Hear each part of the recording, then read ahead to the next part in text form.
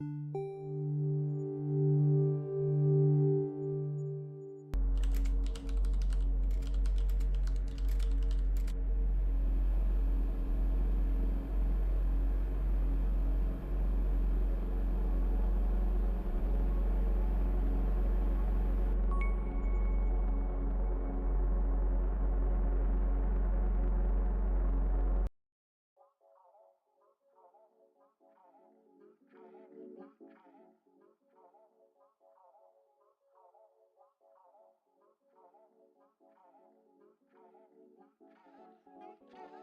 yo, 6-0!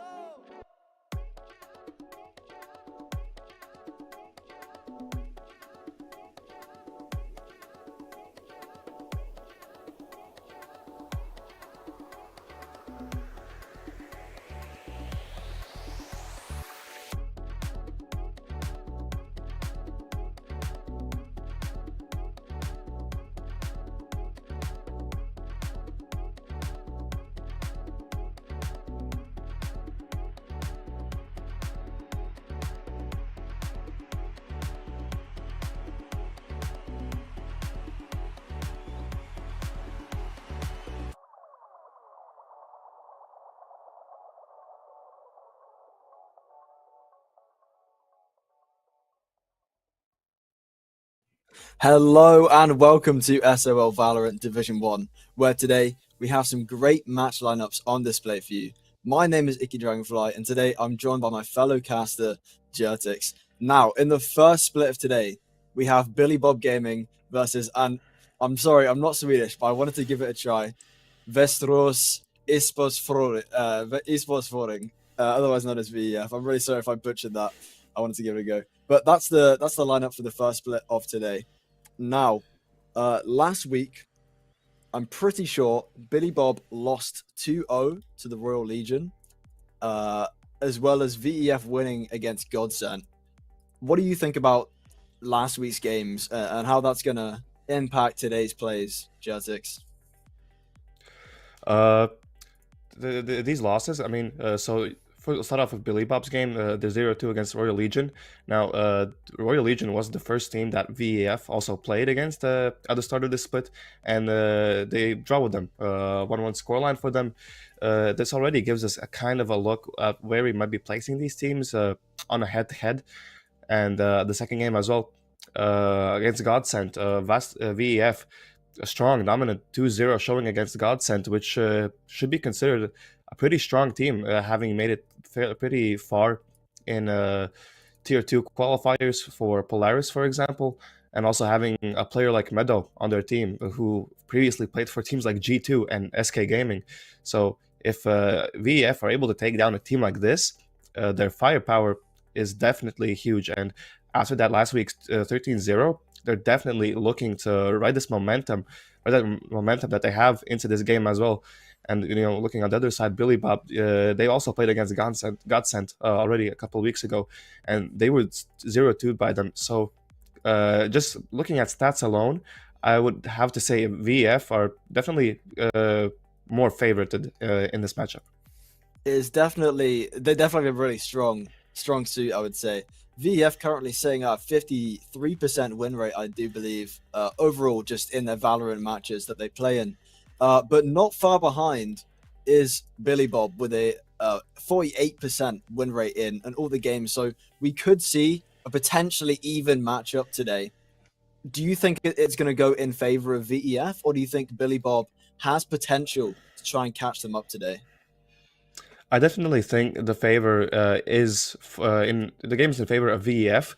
They're also currently above Billy Bob in the standings, currently having one win, 3 draws, and 1 loss, whereas Billy Bob are currently in 1 win, 1 draw, and 3 losses. And, you know, looking at VEF, they do have those 3 draws, but this just shows that while they may not be a top team, but they're still able to go head to head against the rest of the teams in this competition. You know, the 3 draws, unfortunately, you don't get as many points as you would with that win.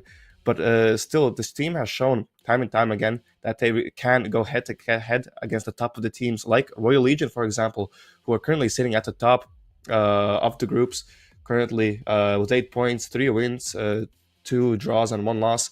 uh, they they did drop against Royal Legion. So on the other side, we have Billy Bob, who haven't looked too great so far, with only one win, sitting near the bottom of the group currently ninth with 3 points. So just look based on statistics alone and what we've seen so far, I would have to say VEF are favored coming into this game.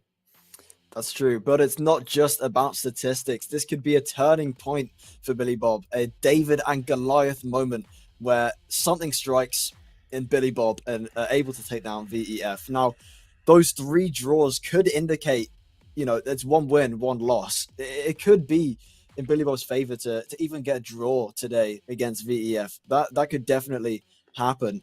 I just want to highlight some of the matches that Billy Bob and VEF have been playing. So last week, Billy Bob was playing on Lotus and Fracture, and VEF was playing on Pearl and Lotus. So one of those words comes up twice in that sentence, and that is Lotus. I think Lotus, we could be seeing a Lotus play today from both of these teams, as it got chosen on both of their matches last week. And I would love to see a Lotus showdown. Seeing how these two teams play together on this map is going to be very exciting, and I just can't wait. Now, Lotus, we all know it, we all love it. A great three-site map. It's going to be very difficult for the defending team to rack up points. So do you think it matters if even Billy Bob is given choice to be on attackers or defenders first on Lotus? What do you think they would pick? What's going through their mind? Well, Lotus being a three-sided map is inherently more attack-sided. The defenders are more spread out on this map. There's more places for them to play around. They have to play around more wide throughout the map. So this leaves more gaps for the offense to take advantage of. So just on paper, it's definitely more favorable for Billy Bob to go for that, to pick attack first. But at the end of the day, it really just comes down to what you're more comfortable with. Some teams, while defense might not be preferred, would choose to go on defense because if you're on attack, you're the team that has to act. You have to get that spike down before time runs out. So if maybe Billy Bob are more, maybe you could say more of a passive team that want to see how the enemy team reacts first, and then they want to react according to what the enemy team is doing, they might choose to play more of a defensive setup first. But like I said, this really comes down to team preference and what they're more comfortable with. Exactly. I think playing on defense first has its benefits, especially since you have more rounds on attack afterwards if you manage to rack up enough on defense.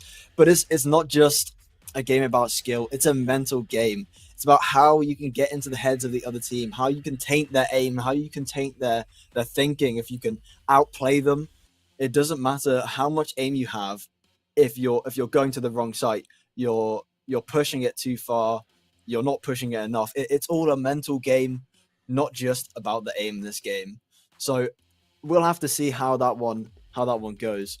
Agent select wise, I'm not quite sure these teams' preference, but I'm thinking we're going to be seeing some aggressiveness from VEF. I'm thinking double duelists. Obviously, Tejo is still very much in that meta. Not even the nerf could stop his pick rate. He's still very much a top tier agent in the game right now. And I said this last week. I'm gonna say it again. No one has showed me my beautiful Yoru clone fake play that I've been wanting to see, and I think that would be amazing if I saw that again today. I'm going to bring this up until it happens. I want to see a Yoru fake play. What do you think these teams are going to be strategizing about? Do you think we're going to see double smokes, double duelists? What do you think is going to be chosen today? I mean, I think most teams would go with that double initiator. If you're going to Lotus, of course, but this still kind of is for almost all maps in Valorant as well. It's more favorable to go for that double initiator composition. Just provides you with more utility, giving you more options what to do in those rounds. But what we've seen from teams like T1, that double duelist composition isn't that bad either. Especially with Yoru now, seeing how stronger he is now, how more comfortable teams are running this agent, he acts kind of like a pseudo duelist and kind of initiator at the same time. So you can play the a double duelist composition, for example, but you still have those Yoru flashes. You still have that utility that you can get to entry onto the site, and that's also not taking into account the fact that Yoru is great against Sentinels. You know, against the Vise Wall, the Deadlock Stun, Cypher Trips. There's just so much utility that one Yoru clone can get rid of. So the value of running, for example, a double duelist composition with Yoru has been just immense. And I mean, people have noted, it's one of the main things that got T1 to win their Masters title is their unique style of play with that double duelist setup. Well, we'll have to see how that comes into play today. But the veto for the maps has just started, and if you can bring your attention to this, we can see that, first of all, Fracture has been banned by VEF. We will not be seeing Fracture today. Ascent was then banned by Billy Bob Gaming. Furthermore, Pearl was just banned by VEF. And Lotus, which we were just talking about, got banned by Billy Bob Gaming. I think they know it could have been a strong suit of VEF's. The first map we will be seeing today is Haven, which is a VEF pick. So now Billy Bob is just deciding if they want to play defense first or attack first. Now, Haven was not a map I was expecting to see today, but I'm definitely not disappointed. Defender's side, it looks like Billy Bob is going to be playing defender's side first on Haven, so VEF will be attacking. Now, that's quite intriguing. I wasn't expecting a Haven pick, but it is definitely a bread and butter map. You know, you can't go wrong with Haven. It's definitely up there. Great map you can choose. On Haven, I think an agent like Sova could be very, very good. Obviously, if you got lineups, Sova's going to be a great agent on this map. Especially, you know, his ult is so good for those post-plant situations, just like having a Brimstone would be as well. I think Brimstone and Sova on a map like Haven are a deadly combination. And the second map we're going to be seeing in this split is ironically Split. We'll be seeing Split second off, chosen by Billy Bob Gaming. So on that map later today, we'll be seeing VEF on the defender side first, and I would definitely say it's a defender-sided map. So maybe they're just trying to rack up as many rounds as they can in the first half of that game. What are your thoughts on those map picks, and what do you think is your thoughts also on which teams are going to be playing on what side first? I mean, although we didn't get Lotus, we did get the second, third side map of Haven, and it works quite similarly to Lotus as well. But the thing with Haven is, I think, since it's an older map, being in the game since release, I think teams are more comfortable running the standard composition, which is, you know, the Jet, Omen, Breach, Sova, and then Sentinel. Which and these teams, just because they've been playing this composition for so long, because that's been the meta on Haven for so long, teams are likely more hesitant to try out something new because, I mean, it just works on Haven. You know, that double initiator composition. Now we have seen some Tejo on Haven as well recently, in some of the tier 1 leagues as well, showing that, you know, there is potential to change. You know, we also saw the Fnatic composition with Yoru and ISO working quite well for them. But for example, like the Yoru ISO composition, it's very specific. So the changes your team has to make from what they're used to playing are pretty big. So I'm looking at Haven, I'm probably thinking teams are likely going to be sticking to the regular comps.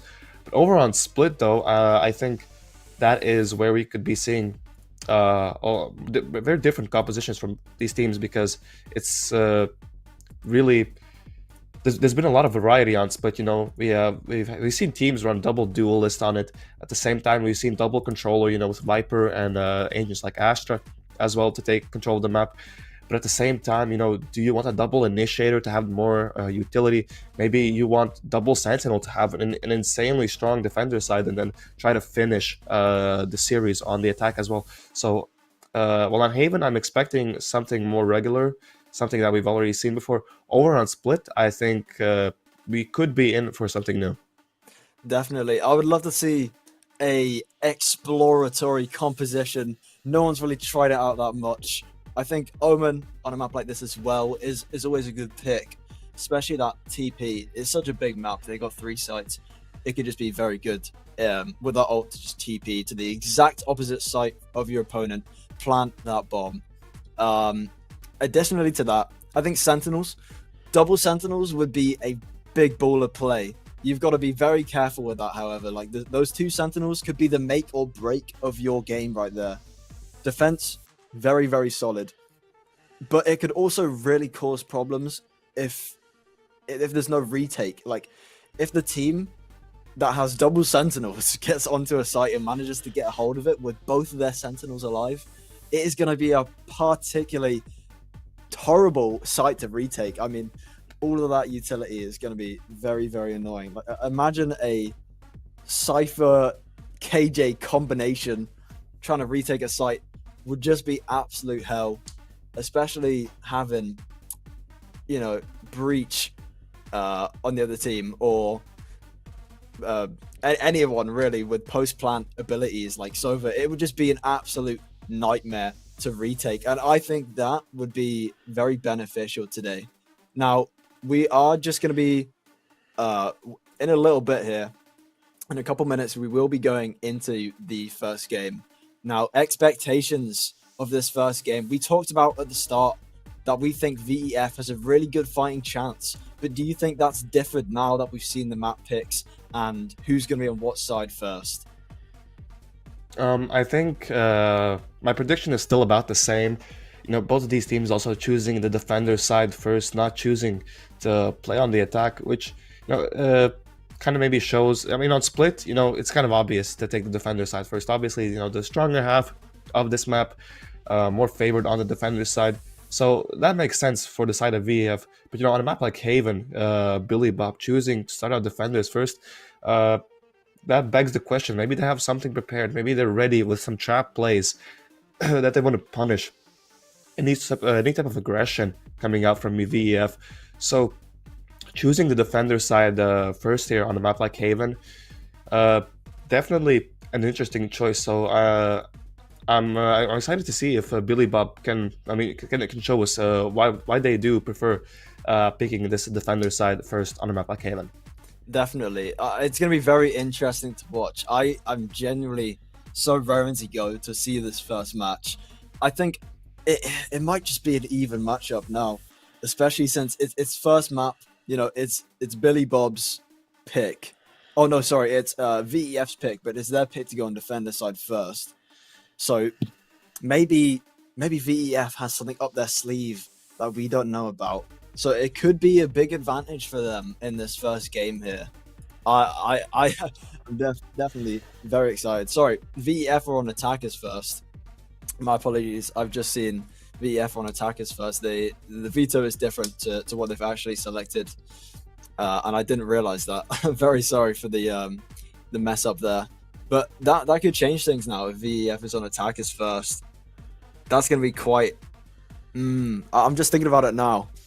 I don't think they would. I know I keep saying it, but the Yoru plays, I want to see the Yoru plays. Especially with this TP on a 3-site map.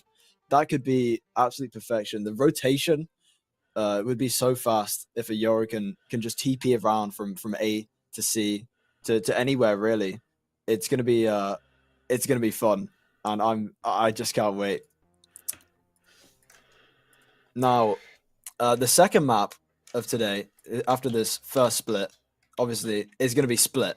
Like we said, a very defender-sided map. I think an agent like Cypher on that map is going to be very, very, very good there. But we are going to have a little bit of time to cut to a short break, and we'll be back very, very soon. So don't go anywhere.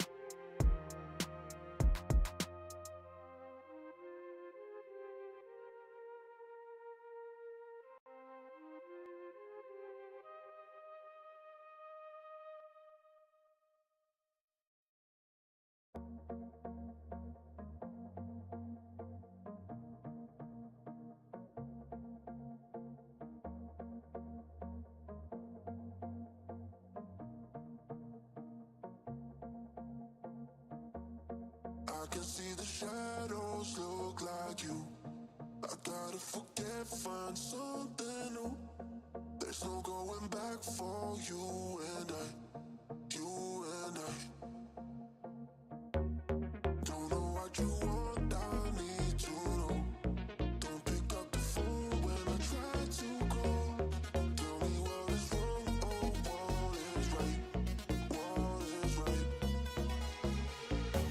'Cause now it's too late, nah, nah, nah, too late, nah, nah, nah, too late, nah, nah, nah, too late, nah, nah, now it's too late, nah, nah, nah, too late, nah, nah, nah, too late, nah, nah, nah, too late.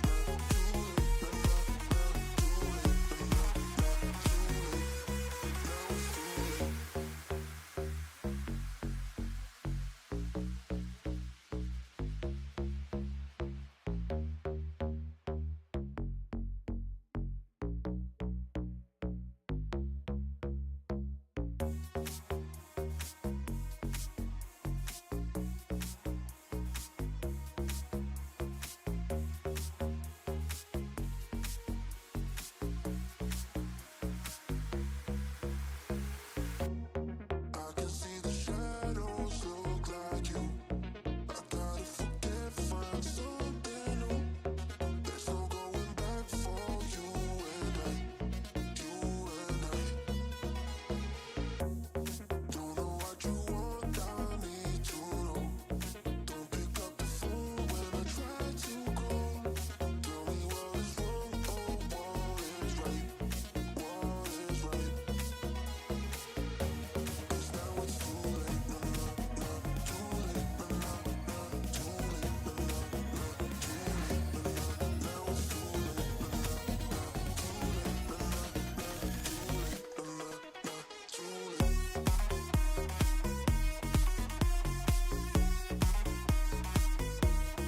Now it's too late. Now it's too late, nah, nah, nah, too late, nah, nah, nah, too late, nah, nah, nah, too late. Now it's too late, nah, nah, nah, too late, nah, nah, nah, too late, nah, nah, nah, too late. Now it's too late. Now it's too late. I'm eating, so hold on. Let me spit this up. Hello and welcome back to SOL Valorant Division 1, where we're going into Asian Select very, very shortly. Yeah, first map is going to be Haven. Like we mentioned earlier, expecting probably pretty safe compositions. You know, teams being used to that double initiator, Sova breach, and that is pretty much what we are going to be seeing for the side of VEF. But Billy Bob Gaming, I like I did this. not expect this. ISO I was pick. expecting maybe an ISO Yoru, but an ISO Waylay. This could be interesting. Oh, I'm excited. The Waylay plays. It's only week 2 of Waylay being in the game. I'm fairly certain. It might be 2 or 3. Don't quote me on that. But the Waylay plays, I'm excited. We've got that ISO locked in. His wall is going to be very, very useful for pushing onto these sites. Cypher as well on both teams, by the way. Omen on both teams as well. Sofa on both teams as well. It's looking very, very similar compositions, apart from a couple of these agents here. Now, Shrew is hovering this Waylay. We haven't got the Waylay lock-in yet. I think they're deliberating with the team and they've decided to switch to Neon instead. Oh, no. We wanted the Waylay plays, but Neon is also a very, very good agent. I'd love to see how they use Neon on this map. I would definitely wasn't expecting this sort of composition here. We got the breach, though, on, I'm pretty sure, I'm fairly certain, VEF's team. And that breach is going to be beautiful in terms of pushing onto those sites, using those a bunch of util with those flashes, the stuns, the ult. It's going to be very, very good on a map like this. Now, we both called it. The Sovas on both teams right here Omen on both teams, Cypher as well. So it's going to be a little bit of who's better at each agent on each team here. I'm excited. I'm very excited to see this.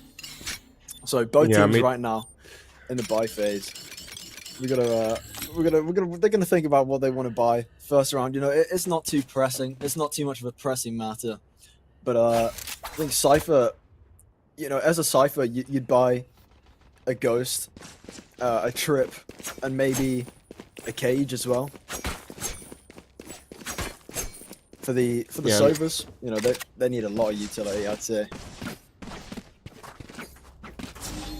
About the compositions as well, you know, the double duelist, you know, we've seen it from teams like Fnatic before, but the ISO Neon is definitely interesting. I like to see how they combine this utility together. Now, time ticking down. Now, VEF on the attack, looking to maybe go towards a C split here. Meanwhile, Billy Gaming can have this A push for them. Already full control of A main for them as the dart goes into garage. Not gonna spot anyone out, and full garage control for VEF already. 2 players on side. This could be dangerous if they fight for backside, but never back down. Already on the side, and it's Wilbur with the first pick in the round. They know the second player is here. So fighting on the side. It does get traded out, and side control for VEF. Go down soon. But the lurk from Sogs here could be dangerous if left unchecked. Shu and Eek already in towards CT here. Checking the close corners, but still the lurk, not Sogs. Timing could be huge for him, but still FKZ punishes it. Now a 3v3, evening up the numbers. On the side now. So getting the first pick, and Randy in the backside still fighting, and Wilbur cleans it up. That's going to be a first round for the side of VEF. A clean round for VEF. They did lose 3 of their players, but Randy got that 3k right there. Absolutely bolstering that first round for VEF. I'm seeing a little bit of an outlaw idea right here from Nosogs. I like that. I like that. Especially since the Outlaws can be beautiful on that second round where no one's got any good shields. You know, straight body tap one shots going to be very, very powerful for VEF. As we go into round 2 here, it looks like to me that VEF is looking for an A hit. Yeah, I mean, once again, it's Billy on the other side of the map. On the read is hard for them, but they're fighting towards long here. Already the first pick for the side was Billy Bob. Still fighting towards long here. Eek forced to peek out, does get punished by the util though. VEF now reconsidering their options, but the flank is already there from Billy Bob. Shrew into CT already. Fast aggression from this team. Now VEF, they're aware of it though. Kinda have to check each corner carefully. Erisip already taking the peek first to punish for the Shrew. Erisip tries to get the trade, but still unfortunate. Stays around in mid. Such low HP, could be easily punished, and wallbang is there from Never Back Down. 2 players left for the side of Billy Bob Gaming as little peeks into mid. Now up to FKZ with the classic. He has to read for this. Gets a good timing here. He might be able to get a pick though. Never Back Down already peeking in towards CT. Gets the pick. And a pretty clean round for VEF. Pretty clean, but I do think that at the start of that round, it could have gone so much differently.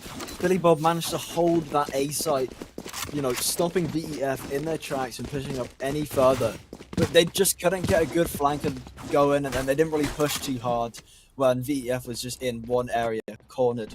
They could have definitely done a lot more damage there, and FKZ almost landing that final hit on Never Back Down, but not quite, leaving VEF with a couple more guns in hand for this third round, where it's going to be very crucial for VEF to have a lot of guns.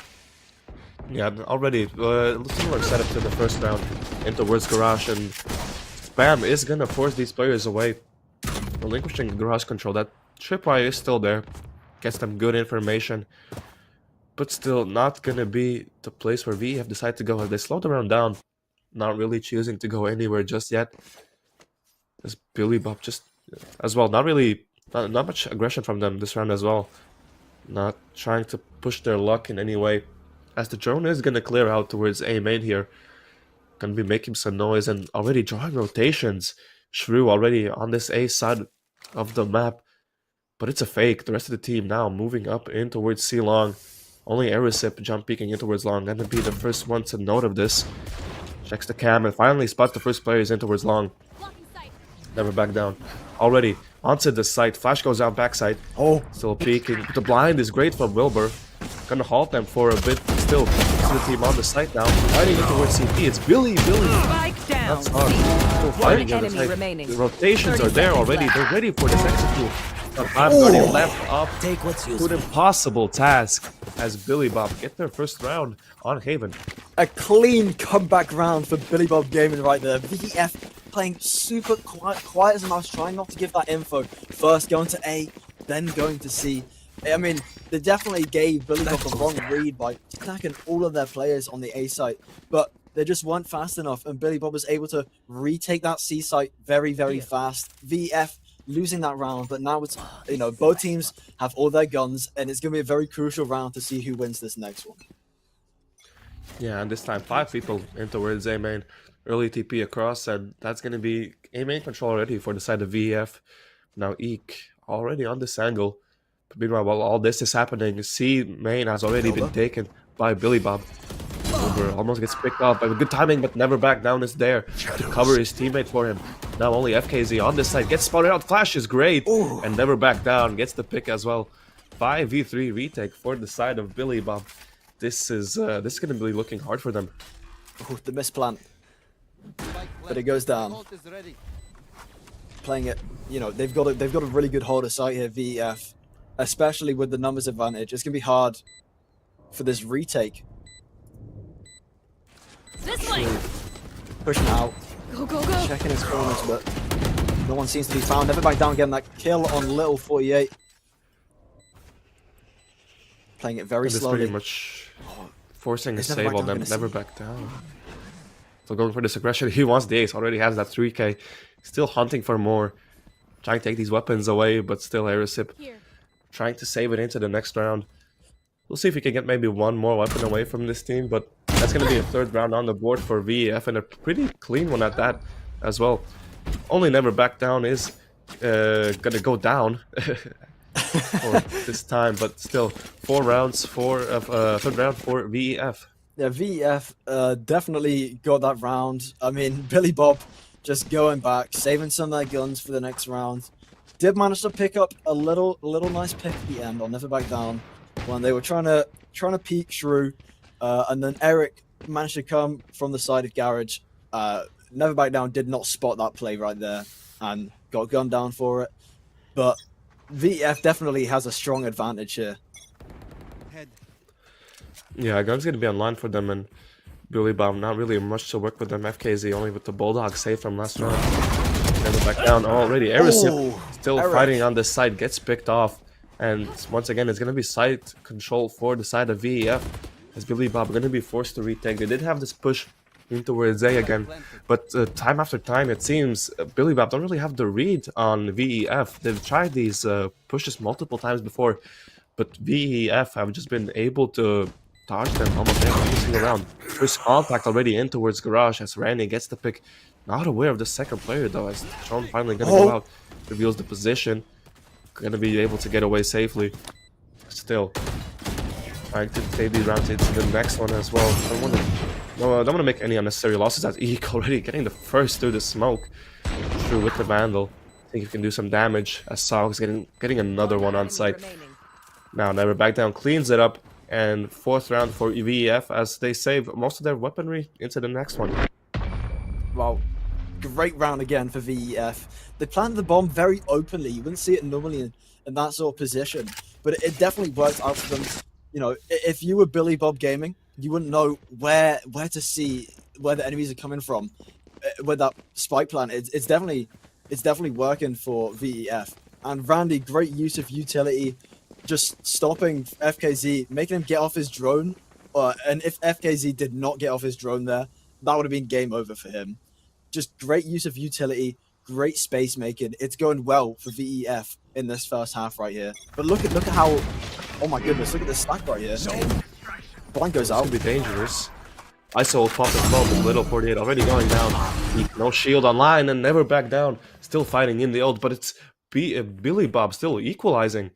With these picks in towards mid, finding these picks in the chaos of the round. Now a 3v3 situation. FKZ has to be wary of this A lurk that could possibly be coming through. But VEF still nowhere near.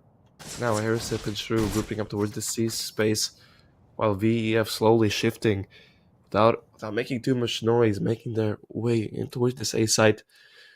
Yeah, it seems Billy Bob looking want to play retake for this A site. FKZ playing really passively in towards CT. Meanwhile, Shrew and Aerosip grouping up elsewhere on the map. Now finally, VEF close to the site now, diligently clearing corners. They did, still not knowing that no players on site, but finally, site control is going to be gained, and they know that no one is going to be here. Spike is going to go down now as well. Some missed starts right there. Playing it super slow now, this retake here. VEF's got the corners. It's Billy Bob game. I'm out of here. Song goes out. Shrew gonna be the first one to go in and getting the first as well. And we're back down. Blind is great, but still just a bit too late. Now up to Wilbur by himself on site. Last player standing. Yes, of course, gets the second as well. This is gonna be good. But no, Shrew such it down. Getting a second round on the board for Billy Bob Gaming. True, beautiful play in the end there. I mean, Wilbur managed to almost take that round. It was a 3v1 in the end, managing to take it down to a 2v1, to a 1v1. But Shrew was ready to put him down and take the round for Billy Bob Gaming. Now it is 2-4 in favor of VEF. VEF definitely still winning, but, you know, Billy Bob definitely going to be able to catch up a little bit here. It looks like VEF is going to go for an A push this round. Sending out Sogs for a little bit of a lurk on C here. Probably going to fake out Billy Bob here a little bit. Make him think where they're actually going to push from. Yeah, we saw a lot of aggression from Billy Bob in the beginning, but they've kind of toned down on it now, not really choosing to go for these full 3-man, 4-man pushes. But now already off into A short is VEF. Shrew, the stun is great, but traded by Wilbur still. Dart, not gonna reveal anyone, but still Wilbur's position is gonna be noted. And Eek playing inside the smoke, pops the shield, gonna go for the peek and gets the pick as well. Fighting for this space, great job from him to find that opportunity to get the pick. And now VEF slowing the round down a bit. Seems like they're gonna go for this A re-hit. Sogs already up close. No, there's one in backside. Not gonna be able to see him just yet though. As Eek's gonna be the first point of contact. We need to check him. Stun is great, but doesn't get him. But Time Guardian already getting the first pick. Flash! It's a team flash as FKZ gets another, gets a second as well. Now up to Sogs. 1v2 situation. FKZ is low though.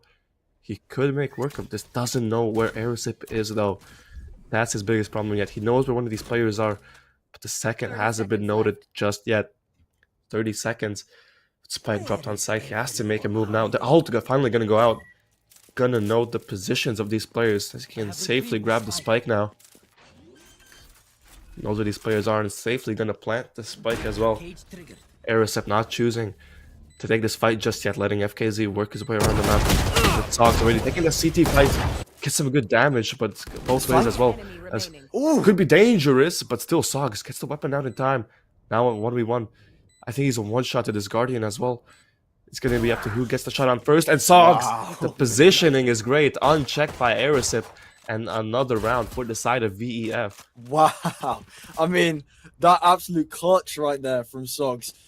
FKZ thought he had an opening, went round, you know, changed positions from that Cypher ult, making Sogs think, you know, where is he going to be at? But somehow, split-second reaction, Sogs managed to turn around, shoot FKZ down, and then go back for seconds. I mean, a beautiful 3K for a beautiful clutch for VEF. And it's going to be another round for them, making it 5-2 for VEF. My eyes are down. This time it's going to be an aggressive ult from Billy Bob. But I don't think it's really going to be finding too much. Now, VEF in towards the C9 space. But after the early solo, they do choose to slow it down. Had 5 players here, but not going for a push just yet. But meanwhile, look at the mid control, fully gained by Billy Bob and A main as well. This aggression has actually paid off for them this time, as Eek already good positioning from him with the shotgun. His left check. This could be dangerous. Gets the burst, but Randy trades it out after getting this pick. Options now opening up for VEF. question marks on the map as well for Billy Bob now. As Eek does go down, they don't have control over this A main space anymore. Having to send Shrew over now just to check if anyone's coming through here, but it's going to be VEF going toward the C side instead. Never back down, already spotted out as the dart finally going to go into the site. Doesn't reveal Aerosip though. Smoke from backside for him to play around as the Beachel going to be invested as well. Aerosip's on 1 HP in the smoke and gets picked off as well.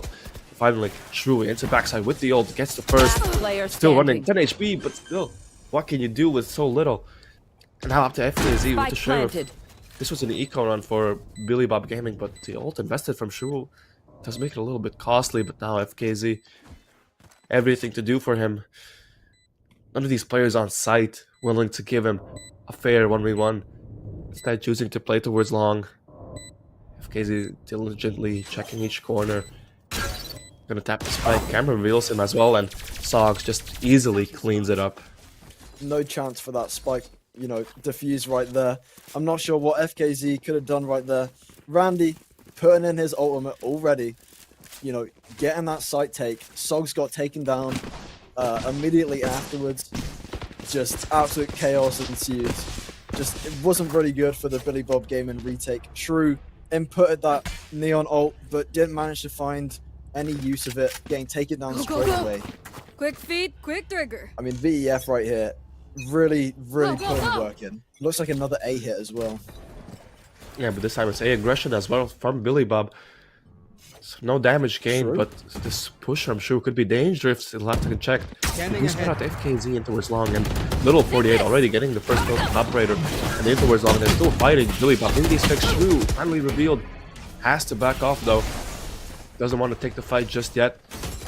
Wilbur still fighting it towards short. The double peek is great, but FKZ there to trade. One enemy remaining. 3v4 now as back down guess is wrong, and Shrew cleaning it up with the 2k. Giving some life for Billy Bob Gaming in this first half. Wow, Billy Bob Gaming really playing aggressively that round. Shrew managing to push up under the guise of FKZ, you know, giving him a little bit of cover, saying, I'm going to distract him, you go up, you get a couple picks here. Shrew did get uncovered, but it didn't matter, managing to still get that 2k on VEF. Now, that was a really good comeback round for Billy Bob Gaming. They're going to get their eco up a little bit. It's going to set VEF back a little bit. I still think they're going to be able to full buy for this round here, but it's going to make them rethink their strategies. Yeah, and this time we see VF going for the similar C split once again. That's been working for them a couple times already. They do know of this trip out, but Little 48 already opening up the round again, getting a second as well. This Operator is showing so much value for the side of Billy Bob. And now forced to choose some other options. Now in towards window. The stun is great. One He enemy capitalized off remaining. and gets the second as well. Wow. And that's a flawless round for Billy Bob, which could lead them to even tie out this first half. True, amazing stun right there. Managing to find two straight afterwards. Just another good round for Billy Bob Gaming. You know, as they take another round, trying to gain back on the lead that VEF has. We've got 2 more rounds until these teams switch positions. So, you know, VEF and Billy Bob are both going to want to rack up as many rounds as they can, you know, before they switch. So it's going to be very interesting to see how VEF responds to this. And VEF still unrelenting, this time a faster approach into Garage with the stun as well. Meanwhile, it's an A push for the side of Billy Bob, and now Aerosip left by himself on the side chooses to retreat, and that's full side control for the side of VEF. Spike gonna go down now once again, but the ice ult doesn't cancel the spike though. Never back down, sacrifices himself for the spike and go down, and he gets the pick onto Eek as well. 5v4 now as the ult is unfortunate for the side of Billy Bob Gaming, and these players are still on the site. They're not playing a full main post plan. They will have to check these players on site. Never back down already. Taking the first fight, gets punished by Aerosip, and now it's just Randy by himself. Stun's gonna go out there. They have to spot it out, and the Util gonna get rid of him as well. Now numbers in favor of Billy Bob as the smoke finally gonna cover the spike plant. They don't really have a way of knowing if the spike is on, but Wilbur getting the first through the smoke as well. Time ticking low, and these sprays through the smoke are going for the way of VEF, and even the Sova ult invested as well. That's gonna be a round for VEF, but it was so close. Billy Bob almost closing it out, but just not Last enough round in the end. half. Eric, very smart there, baiting out the ult from Time. That's definitely going to be big in this next round because Time does not have his Sova ult for this round now. So well played there by Eric. It was a little bit of a chaotic round. Randy got absolutely pummeled with utility and just sprayed through that wall there. Not much Randy could have done in that situation. But VEF did manage to secure another round just before we split after one more round. Understand that. Heavy mid aggression from VEF, and already we're getting the first, punishing the operator, but it's E equalizing on A. Now onto the side, Shrew by himself. Does get revealed, never back down, still on the side. Util being dumped into his face, and Shrew finally cleaning him up. Gets the 2K on side by himself. The side position, and this Shrew cleaning it up with the 3K, and Billy Bob will run it back to finish this off with the 5-7 half. Beautiful 3K right there from Shrew. I mean, putting in the work now. It is now 7-5 to VEF, and we've just swapped sides. So I want to see how these teams differ now that, you know, they both swapped positions. Billy Bob is now on the attack with VEF on the defense. Of course, VEF has that cipher just as Billy Bob does. So it's going to be, you know, interesting to see how they play that to their advantage. Billy Bob managed to catch up a little bit at the end there, so they might have a little bit of a domino effect going on if they can win this pistol round here. It's going to give a big advantage, obviously, in that second round where they can buy a little bit more than VEF can, and especially if VEF forces, it's going to be really, really bad for them. But we'll have to see how this goes in this pistol round. Yeah, and this is where we should see that double duelist composition shine through, having so much more aggression on that attack side. We saw their pushes on defense, but didn't work out too many times. And now already early garage control for Billy Bob already. Has the spikes gonna make its way there as well, but Wilbur and Songs over on the C side still gonna be fighting for it. Take the angle. Doesn't the build on side, and the picks are just going for the way of Billy Bob in towards CT. Eeg getting a third as well, and in the blink of an eye, this round has just been won by Billy Bob already. You blink and you miss it, and that is the final kill. Shrew taking down Time. Wow, that was such a fast take from Billy Bob Gaming. Honestly, like, you blink and you miss that. Really, really good take there. And exactly like we just said, they're going to buy right here. It's going to give them a big advantage for this round. Now, I want to see if VEF is thinking about forcing this round. See if they can get a big, big punch to the gut for Billy Bob. Take down that money advantage they have and stop them in the round afterwards. But it doesn't look like it. They're going to play it safe. They're gonna keep their save. They don't want to risk it. So Billy Bob's gonna have a big advantage coming into this next round. Yeah, and Billy Bob as well, not choosing to go anywhere aggressive in the beginning of the round, not wanting to risk losing any of these weapons, but it's never back down. Who's already made his way towards their main. Pick here could be valuable, but still does get spotted out. Doesn't get a pick just yet, and the peek from Ek is there as he punishes the aggression from never back down. But still, Billy Bob Gaming not really having chosen a site to hit just yet. Still evaluating their options. Just finally looks like they are going to group up towards the C site. Wilbur and Sogs playing together towards Garage here, but couldn't make something work of this if left unchecked. Now, finally, noise can be made. The C site, C hit is going to be known now for VEF. Spike going to go down as well. Now, VEF with the classics, forced on the retake. We'll see if they can maybe get any exit picks as Eek already on this flank. Watching it, does get picked off by Sogs. That's going to be one weapon down for them already. One Phantom as well. Billy Bob wanting to see this, but this Sogs going to be saving it, but still Shrew on the other side of the map. Running it down, getting 2 picks already. Now just to Wilbur and Sogs. And Sogs already choosing to save the weapon. One enemy remaining. Wilbur now with the classic, not much he can do against the Guardian here. Now just Sogs by himself over on that A side. Did pick up the Phantom though, so gonna try to save it into the next one. Definitely, Sogs is definitely gonna try and save this Phantom. It's gonna be big if they can save a gun here. I mean, FKZ had that big read on Wilbur, pushing behind. You know, got that flank shut down. Sogs and Wilbur also battle buddies. Holstered up in Garage, but didn't manage to find anyone pushing through Garage, of course. Billy Bob went through C instead. They just went through C main. So it wasn't very impactful for VEF. They were going to lose that round. It's a big round for Billy Bob. They managed to retain a lot of their guns, and especially since Never Back Down bought that Marshall, you know, that's going to be costly for them. But Sogs did manage to retain a Phantom, so they might be able to buy a couple more guns this round. Yeah, this is going to be an important round for Billy Bob. He's going to finally get into the lead by winning this round, but Shrew already in towards the garage. Time Guardian, meanwhile, spotting Wilbur in towards A long. But that's not going to be where Billy Bob are heading. As Never Back Down does get the information here. Nice peek from him to get the information for his team. Because Shrew finally spots the cam out in towards C. Gonna make note of the players in garage. The rotation slowly coming in for VEF as well as they're moving towards the C side, but still Billy Bob making their way around this map. First in towards A, now garage, and now heading back into A. But this hold from Never Back Down could be huge. Does peek out, is forced to back down because of Shrew. Nice stun from him, and now it's gonna be Billy Bob making their way towards this side. Good side smoke coming up from Wilbur. Still Never Back Down playing onto it, and with 40 seconds on the clock, they choose to go back in towards C. Aerosip has had a lurk in towards garage this whole time, and VEF finally noticing something's not right. Wilbur gonna get the first pick onto Aerosip, who's unaware of his position, but still sight gonna be relinquished for VEF as the spike is gonna go down, and good lurk from him. This could be impactful if he makes his choices right.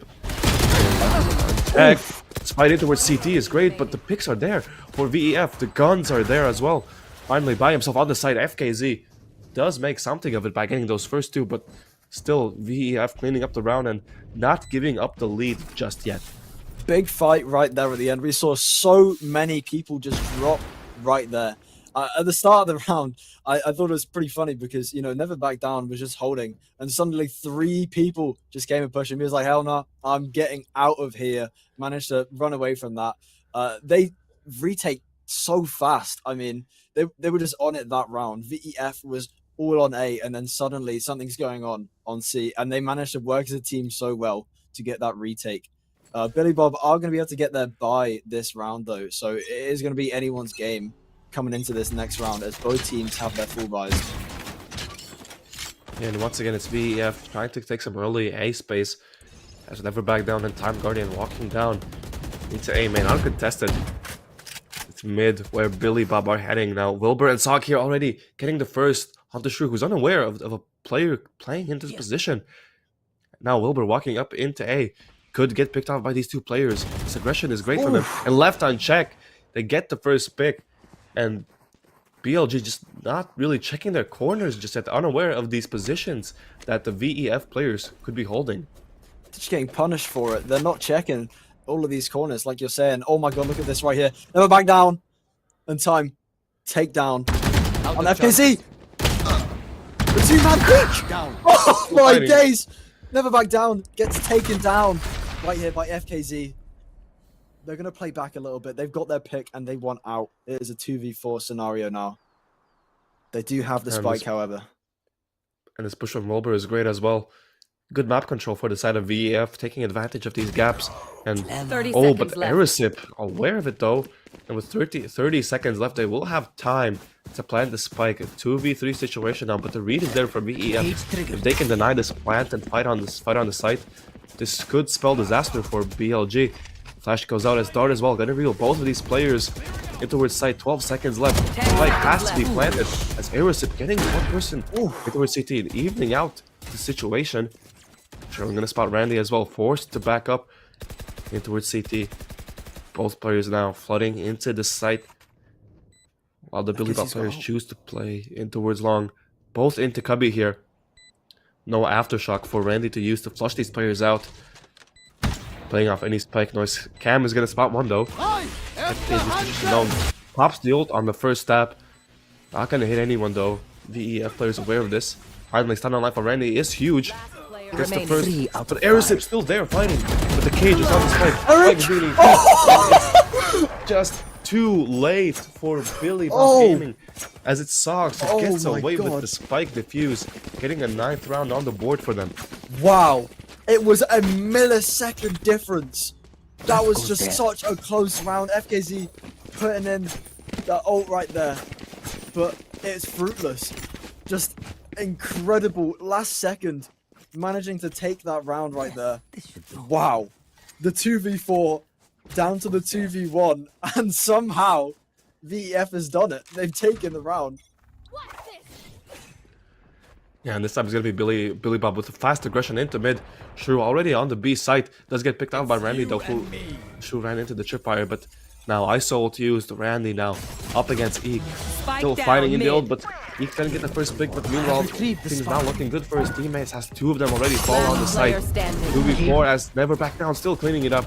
Aerosy by himself, blinded. So much util raining down on him. There's just nothing that BLG can do. Wow. VEF cleaning up Billy Bob that round. Just absolute domination that entire round. It was so fast, blink and you missed it. Genuinely, VEF only lost one player for that whole round while taking out all 5 of Billy Bob's. Insane round right there for VEF. They're definitely putting on a strong show here and taking back the win for themselves. They got a 3-round lead and they're going strong with a full buy for this next round against Billy Bob's. You know, they won't be able to get a full buy this round. Yeah, and once again, it's early aggression in towards A by Never Back Down and Time Guardian. You've seen this position before. We'll see if Little 48 checks it. He's where he was picked off last time. And gonna spot out the player first and getting him as well. Learning from his mistakes is Little 48. He is very low though, and Never Back Down could punish him if he chooses his timing wisely. Updrafts over the tripwire in the flank, but still over on the C side it's Shrew. On the side already. Still fighting, but Never Back Down. Finally getting the first. Shrew on the side now. Getting picks, opening up, but still Sogs fighting. Getting 3! Denying the site for BLG. Forcing the ult out of Little 48. He has the spike, but he's such low HP. 1v3 situation. Now spike planted towards CT as Little 48 chooses to go to play in towards short here. Interesting positioning as all the VEF players are going to be coming in through CT. Might have expected the flank to come through, but that's not going to be it now. Little 48 by himself gets the first, but Never Back Down, still able to get him. But really the hero of the round, Sogs, getting that 3k backside on C, just denying any space for BLG. A little bit chaotic, but yes, Sogs with that 3k. Absolutely putting the work in, giving VEF another round. Halfway through that round, it seemed very, very even with Billy Bob, VEF both having the same amount of players, and then Sogs came in out of nowhere, getting that 3k and lowering it down to just so much better for VEF in that round right there. Billy Bob's now 7-11. They're 4 rounds behind VEF. VEF also has the gun advantage again. Just a big round again for VEF. Yeah, the game definitely in favor of VEF with the money and round as well. As Little 48 going to be spotted out towards long, does TP away. Smoke going to go out now, but still never back down with the operator holding down this angle. While BLG look at other options in towards mid. Shrew with Eek here. They've seen the strip on B before, they're trying to break it, but still unsuccessful in their efforts. As Never Back Down is still holding this A angle. This could be dangerous. Oh, to spot the first, but doesn't get the pick. Forced off the angle. And BLG now regrouping. Seems like they are going to want to go in towards this A main space. Ball gonna go up, letting them cross into short. Never Back Down. Still in long, still fighting. As the opening come up from True, he can run this down. Run is great. He gets the first. Goes the second is close as well. Very Never Back Down with the operator. He's able to get one before Shrew trades him out. 3v3 situation. They evened up now. This round is looking doable for Billy Bob. As Randy still fighting, gets the first, and Sogs cleaning it up with the second. Now up to FKZ with the operator under heaven. And once again, it's Sogs cleaning it up, denying any hopes that BLG might have had, and getting themselves over on match point. Big operator plays from Never Back Down, managing to get a couple frags. Shrew, that ult pop, managed to get him a 2k, but it just wasn't enough. And they lost control of the site. Match point. VEF really, really strong here. I mean, it was a safe round for Billy Bob. Billy Bob did a lot of work. They almost managed to take that round, but VEF managed to shut them down. And it is now match point for VEF. Both teams managing to get their full buy here. So Billy Bob might be able to delay VEF for a little bit, couple rounds. See, maybe if they can bring it to overtime, but they need to win 5 rounds in a row if they want that to happen. It is going to be very, very tough. And once again, it could be aggression from Billy Bob as Shrew already running it down in towards A. And the only player here is going to be Time Guardian, forced to retreat. Smoke is great, but the rotation is already there from EEF, expecting a fast push from Billy Bob. 3 players on the site, fighting. Flash goes on into the site, peeking up at Eek, already getting the first. Still running it down. It's BLG getting the picks on site. The rotations were there, but just the picks going for the weight of Billy Bob, and Spike finally going down. 2v4 now. We've seen what Sogs and Never Back Down can do. If there's any 2 players that can make this round doable, it's them. As Sogs now in towards Heaven. Knows one is on site. Shot peeking in towards CT. It's FKZ. Okay, just gonna go down. Both of these players now evaluating their options. It seems like they're gonna save. You know, and Never Back Down does have the operator not wanting to give it up to this team. They'll trying to get some exits, but still, unfortunately, doesn't hit the shot, and that's gonna be an 8th round for BLG, who wanna start this comeback. Definitely. I mean, they managed to retain 4 guns this round. That's going to be big for them coming into this next round. Of course, obviously, it's still match point for VEF. And VEF did manage to save that big operator to Never Back Down. Almost missing out as well on getting those exit frags and little 48. But by the skin of his teeth, managing to dodge that operator shot right there. It's bringing it 4 rounds difference now between BLG and VEF. They still have a long way to go, but if they can bring it to overtime, they definitely have a chance of beating VEF here. Definitely, we'll see. We've seen what their aggression can do. But this time, Never Back Down in towards mid. With the operator through, gonna be forcing it back already. It's you and As me. BLG not wanting to give the space up. It's gonna be Eek versus Wilbur now in the ult. As it's gonna go, and Wilbur punishing. Eek has not had a lot of success with that ultimate so far, but now 5v4 situation for VEF. They're gonna want to close this out right now. Has Never Back Down into this B site. Smoke's gonna go out. If left unchecked, he could do some real damage here. Shrew looking to go in first. Smoke gonna go in towards the main now. Oh my gosh. No one for BLG risking it just yet. Dart gonna clear close, but Never Back Down. Left unnoticed. Wall goes out as well, but no one on the site just yet. The stun is great from Randy. Not allowing anyone to get on the site, and they're just wasting time. 50 seconds still left. BLG do have other options if they choose to use them. That is what they will do. Moving in towards Garage now, but this cam from Sogs is great. Gonna get that early information. He's still on the site. We've seen how he can hold sites down by himself. And once again, it's up to him. Cage goes out. No one into Tripwire just yet. Bind is great, but still Sog on the side. Has Never Back Down, getting another one. Just making the situation even worse for BLG. Has Shrew trying to make something of it. Ult does reveal so much utility being expanded as Time Guardian getting another. Positions known as Time Guardian gets a second with the ult, and VEF clean up the map 1 of Haven 13-8. Wow. A beautiful final round right there with VEF managing to get that last Defenders sweep. win. I did not expect to see a great match like that. I mean, they made it so close. Billy Bob, well fought, but that first match is going to go to VEF. Now, in that final round there, the Sova ult managing to find the last pick. It was so chaotic. We got the Breach ult last second. So much went into that. It just didn't go in the favor of Billy Bob, however, and they couldn't bring it to overtime. Congratulations to VEF on that first map right there. Now, great plays from both teams. Billy Bob definitely putting in a lot of work. I think next map they're definitely going to put in a lot more work. They might even be able to win the next map. I reckon. After that first game though, what are your impressions of how this next map is going to go? Do you think it's going to be in favor of BLG, or do you think it's going to be in favor of VEF? I mean, this map did turn out the way I expected, with VEF coming out on top.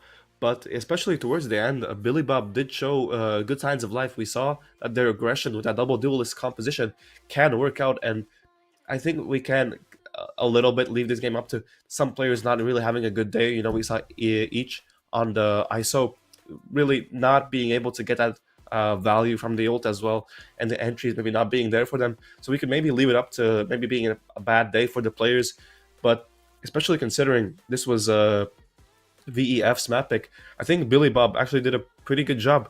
And now coming into Split, which is their map pick as well, I'm looking to maybe see a closer game. But we do have VEF starting on over on that defender side. If they can run away with it at the beginning of this game, it's going to be really hard for Billy Bob to try to come back into a map once again. Definitely. I think we're going to be seeing some different agent picks here. I think we'll still be seeing the Cyphers, because Cypher, definitely a very, very strong agent on Split. You can have some really, really tricky trips on that map. Do you think we'll be seeing the ISO still? The ISO, we could be seeing some more comfort, some different comfort picks instead of these, these picks from BLG. Just to try and even it up a little bit more so that they're more comfortable on the agents they're picking. Do you think we're going to be seeing a little bit more Jet or Raze or different duelists coming into this next map? Definitely, yeah, because Split has a lot of variety as well, because we've seen a lot of teams run double duelist, double control, double initiator, but because of Split being a more defender sided map, teams often choose to not run a sentinel because with the map being so defender sided, if you just have good rotations, you have mid control, you don't really need a sentinel. You can play with the player advantage instead, and this provides a lot more util for the team. And you can choose to run both double duelist and both double initiator, for example, to have so much utility and so much aggression that you can just run down sites instantly. And it might be something that Billy Bob might choose to do, especially considering we saw this double duelist composition from them over on Haven. I can't wait for this next map. But before we go, we will be coming to a quick little break. So don't go anywhere. We'll be right back.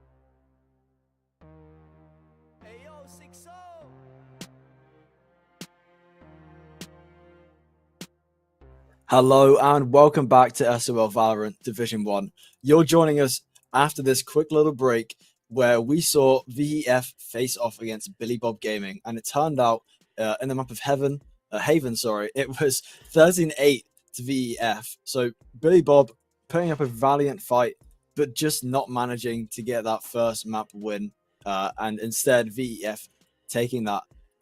We have a little poll, I think we saw, where Vilber was voted the MVP. But what are your thoughts on who do you think was the match MVP on both teams? Well, Wilbur definitely didn't put up a bad performance. It was definitely never back down. You know, with 4 first blood as well, 23 and 14. We saw a lot of value coming out from never back down. Really, definitely a key player for this side of VEF. But for Billy Bob, I would have to say Shrew. He had an amazing game as well, 22 and 12. Unfortunately, not being able to close it out, but definitely a star player for this team. Where we saw him opening up rounds a lot of times for the team, being the first one in, and just getting good value from that neon pick, which was something I wasn't actually too sure of coming into this map, because we've seen the regular comp for Haven being run, but instead of the jet, you pick the neon. But after the neon changes, she kind of went out. They're running the double duelist with the neon, which wasn't something I expected. But I mean, Shrew definitely showed us that it was definitely doable. She's still a valid agent to play on this map, but in the end, yeah, unfortunately, not being able to close it out, even though the efforts from Shrew were really amazing. Definitely. I just want to highlight, I think, the most underrated players so far who definitely has been putting in the work but just hasn't been seen as much for it is, I would say, Little. Now, Little 48 kg managed to get 8 kills, but 11 assists and 4 first bloods as, a controller, as well as 5 plants. Definitely putting in the work. I think they're doing excellent. Now, we're almost ready to see what our next agent selects are as we go into the next map of Split, and I am very excited. Now, I know you said you don't think there's going to be a Sentinel, but I think that these teams are definitely going to want some sort of Sentinel on their team, whether that be a Sage to wall off mid or a Cypher with those tricky trips that are going to catch people out. I definitely think we're going to be seeing some of that, but let's have a look here. Who's going to select what? Oh, the Yoru, please, Okay. please. I hope Interesting Sogs picks loves already. it. Okay. Wow, this is They're baiting definitely us with not the as Waylay expected. pick again. I'm gonna be mad. Tayo locked in for Time Guardian. Yes! Yes! The Yoru lock-in from Sogs. I hope we see what I've been waiting for this whole time. I hope Sogs can pull it off. Oh, this is interesting. Shrew with the Vise Hover, Astra. Oh, we might be seeing... No way. Do you think we're going to be going double smokes here? Or We this could be, but over on the side of VEF, we have a Waylay pick. A double duelist, no sentinel Waylay pick for the side of VEF. This is interesting considering it was Billy Bob running the more aggressive composition over on Haven, but now it's going to be VEF taking the torch this time. And finally, we're going to be seeing Waylay. I have not yet casted a game with Waylay in it, so I'm pretty excited to see how this is going to go. But over on the other side, it's Billy Bob with the double controller and initiator composition, instead choosing to go for that Viper and Omen setup instead of a Sentinel. Well, it's the double initiator and double duelist setup versus double initiator and double controller setup. It's going to be very, very interesting to watch, and I'm giddy with excitement. I want my Yoru player. I want to see this happen. I've been asking for this for almost 3 weeks, and the Waylay lock-in as well. Oh, this is going to be such a peak game right here. I genuinely can't wait. Like you said though, you were correct. I'm definitely wrong. There was no controller lock-ins. No sentinel lock-ins to be seen. Instead, both teams picking fairly aggressive compositions. I mean, VF though getting those double smokes a little bit more passively. I think the Viper's gonna be very, very good, especially since they're starting on defense for the first game. Oh, I might be wrong here. But it's definitely still really, really cool to see. I want to see how this Waylay is going to go. This is like very, very sick. I'm yet to see like a proper Waylay play in competitive Valorant, apart from obviously, the standard comp matches you see. But in games like this, you don't expect to see a Waylay pick. They're the very new agent into the game, but they still have really strong utilities. So maybe, especially since there's no Sentinel to lock them down, it's going to be very good for entries. A Waylay is going to be very, very cool to see. I just can't wait, and especially that I didn't expect Sogs to pick Yoru. I mean, definitely, Sogs is probably a very flexible player, going from playing on Cypher to now Yoru. That is extreme flexibility. Going from a Sentinel to a duelist now. Never back down, going from the Jet to the Breach. I think Never Back Down is a very aggressive player. And Vilber of the Omen. Eric's also swapped. Eric was the other Cypher. Now on controller, they'll be playing Omen this game. EQ on the Tejo, locked in against Time Guardian, also on the Tejo. Oh, it's gonna be who's better on each agent, I think, for a couple of these, because we've got 2 Omens, we've got 2 Breaches, and we've got 2 Tejos. So half, like 3 agents on this team are mirrored for both of these people. VEF and Billy Boy just picking half of the same agents. It's going to be quite an interesting watch.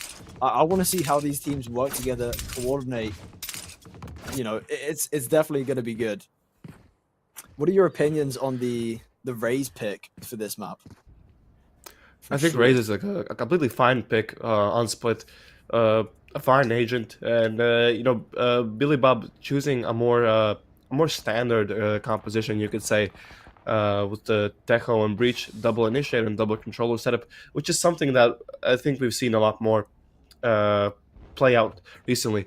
But over on the other side, VEF, I was not expecting this type of composition at all. Like I said, maybe expecting a double duelist with that Yoru, so you have more util.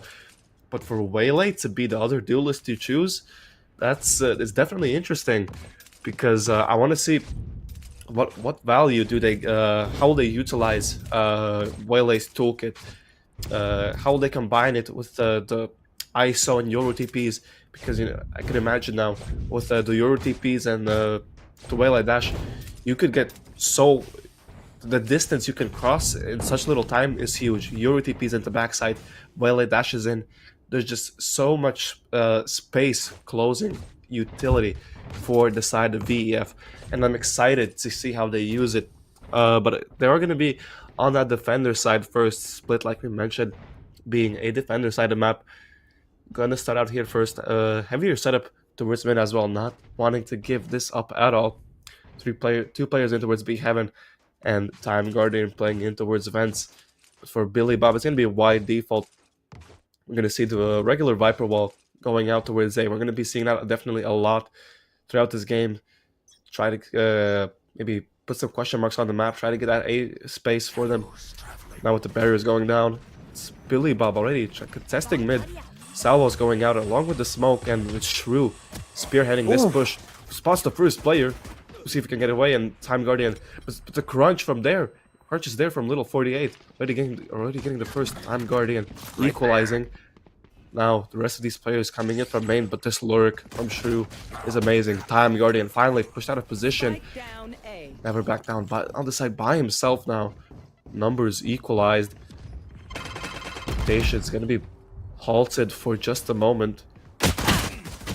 Still fighting towards CT. It's Eek getting the first, and after getting that first pick, that's a sign to go into that B hit. There's one player on A. Wilbur's close in towards CT as well. They can maybe get a timing in towards CT here. This could be good. But FKZ now with 29 HP has to be careful not to get picked off while trying to plant the spike here. Flash in hand. Does get spotted though, but still gets away. The stun is great, but the salvos there from Eek pushing these players away, letting FKZ finally get the spike down. Aggressive positioning from Shrew as well. Is spotted out though. Wilbur can get a good timing here, and he does get it. 2v2 now. 2 players low on HP. Last enemy I remaining. want to decide. Positions unknown.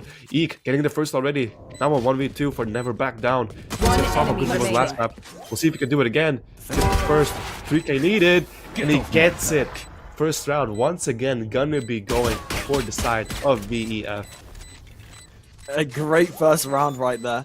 I think trolling a little bit with the spike at the end. Clutch. A great tap, just faking out their opponents. Managing to sneak in that round right there. Wow. It was a really split push at the start. You couldn't really see, you know, where they wanted to go. But in the end, VEF managing to take that first round and still take this defense. It was really good from both teams. But now VEF has the advantage. They're going to get the guns for this next round, and I don't think Billy Bob is going to want to force on this, especially since, obviously, it's a defender-sided map. They're just going to go for a full A hit. They want to brute force it. Still shifting up. Stun in towards sewer. Is going to be ready to take heaven control as Salvo is going out towards site now. Stun goes out. The peak, but still 48 punishing it though.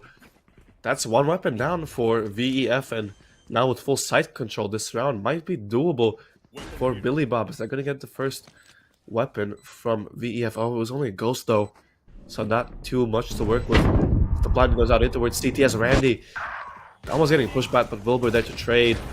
FKZ punished in towards main. Now 2 players left on the side, 2v3 against this better weaponry. Drone going in towards that side. Gonna spot out one. One The rest enemy still remaining. unknown. Finally, Randy picks him up, and this little 48 forced to peek there. Gets picked off, and with 3 guns saved into the next round, VEF take the second round. And of course, VEF had their gun advantage this round. But to be fair, Billy Bob did manage to take down quite a lot of guns for VEF. So they don't have too much or as much to work with this next round. Whereas Billy Bob can buy what they want for this third round here. Genuinely, the Waylay plays looking nice. I know you wanted to see that Waylay in action, and now you can. It is looking good. I mean, the Waylay plays definitely coming out strong here. I feel like it's quite a hard agent to counteract right now, especially since there's no KO to counteract abilities. There's no Sentinels to really stop Waylay from doing what they want. So it's very impactful so far this game. And, you know... Yeah, definitely. And another fact is that teams haven't really adjusted to this agent just yet. You know, she's very new, so not a lot of time for teams to adjust to this agent just yet. Definitely. It's definitely hard to counteract. So I think Billy Bob might be having a difficult time trying to counteract Randy's plays here. It's still definitely... Billy Bob has a really good chance here. I mean, the walls so far from Little 48, definitely very beneficial for them. You know, they've got the smokes advantage, but they're just not as aggressive as VEF, I don't think. And because of that, VEF has a really aggressive comp with the Yoru and the Waylay, and you know they've got so many aggressive agents locked in. Like I'd say their whole team is just a huge aggressive pick, and even though they're on defense first, they can still utilize that to their advantage.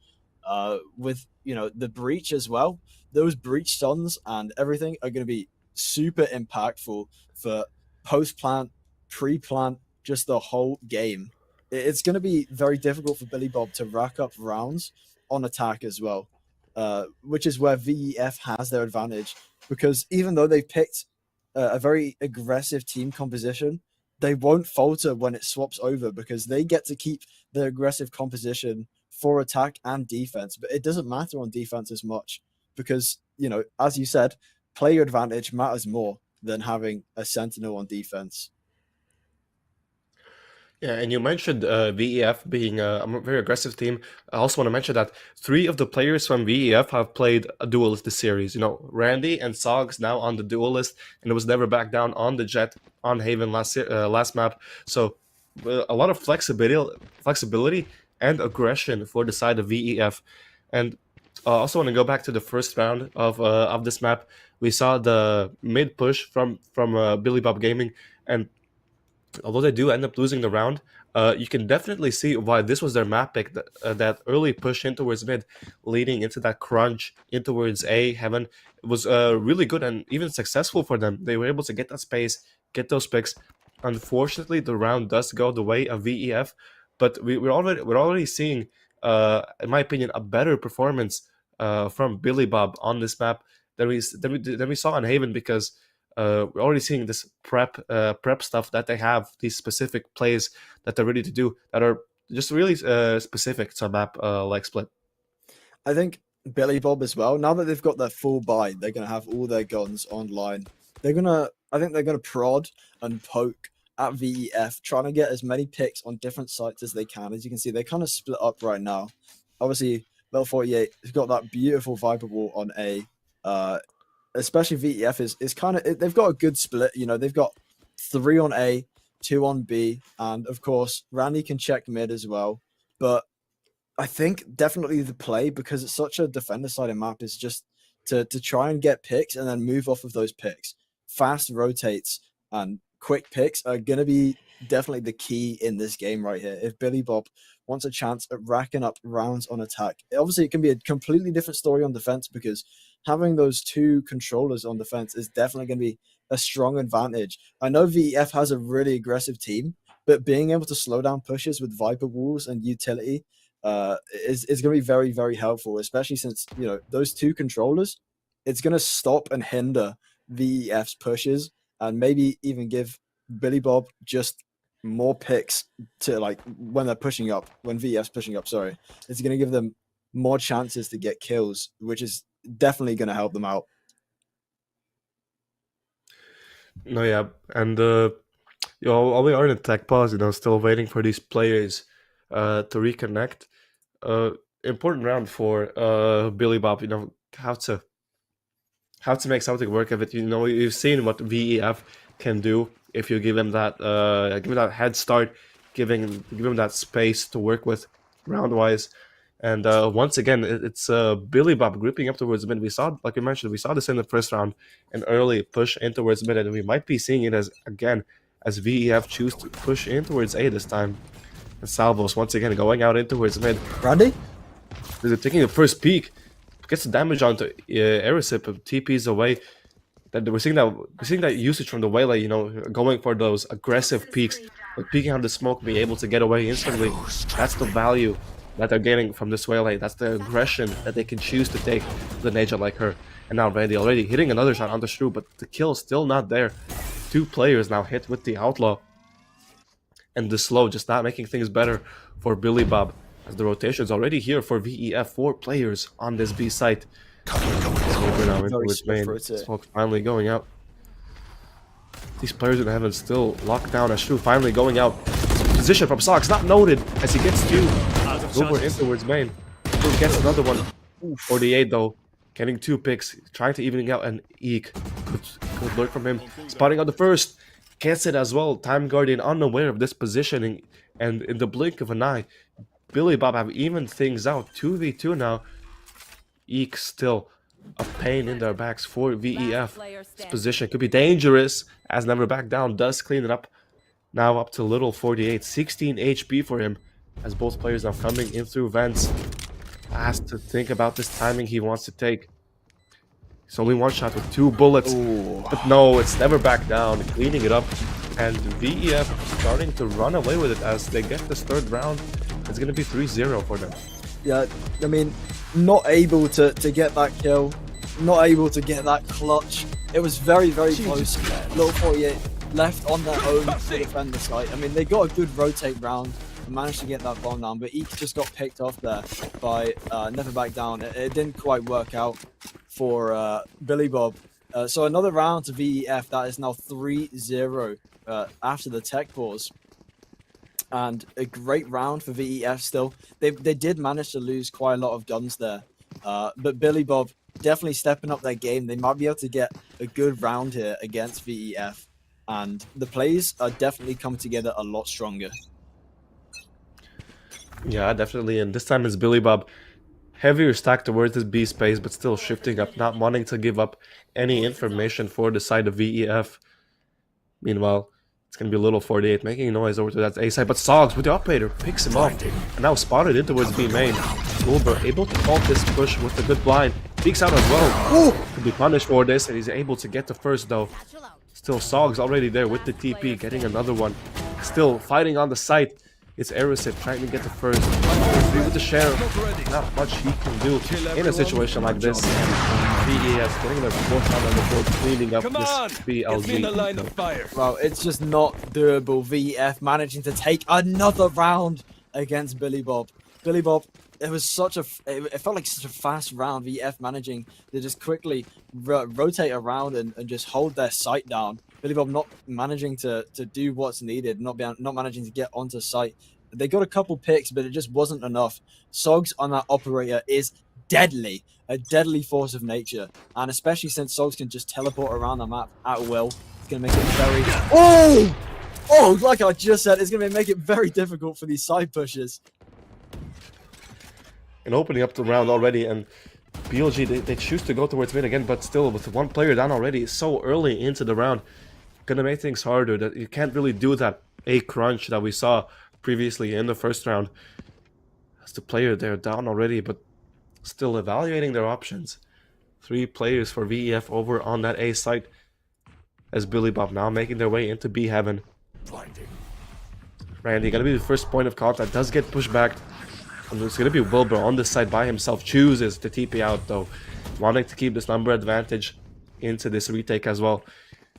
Now Billy Bob for this retake, they do have that Armageddon on a powerful post plant tool if they choose to use it, and Sogs pops the Euro ult. Gonna get good information for VEF for these players outside, spotting out too towards Raptors as the ult goes out as well. Utility from both sides being invested. Over on the side, it's Wilbur getting 2, opening it up. Blind goes out as well. Wilbur is great. No one notices it. And no, Shrew able to go down though, but never back down is there to trade it out. And after a hectic round like that, it's still VEF coming out on top. Absolute pandemonium on site. We saw Breach ult. We saw Teho ult. It was, we even saw, Yoru ult. It was just absolute chaos. Sogs managing to get info for their team for a great retake. I mean, I saw so much utility, so many ults go through onto that site.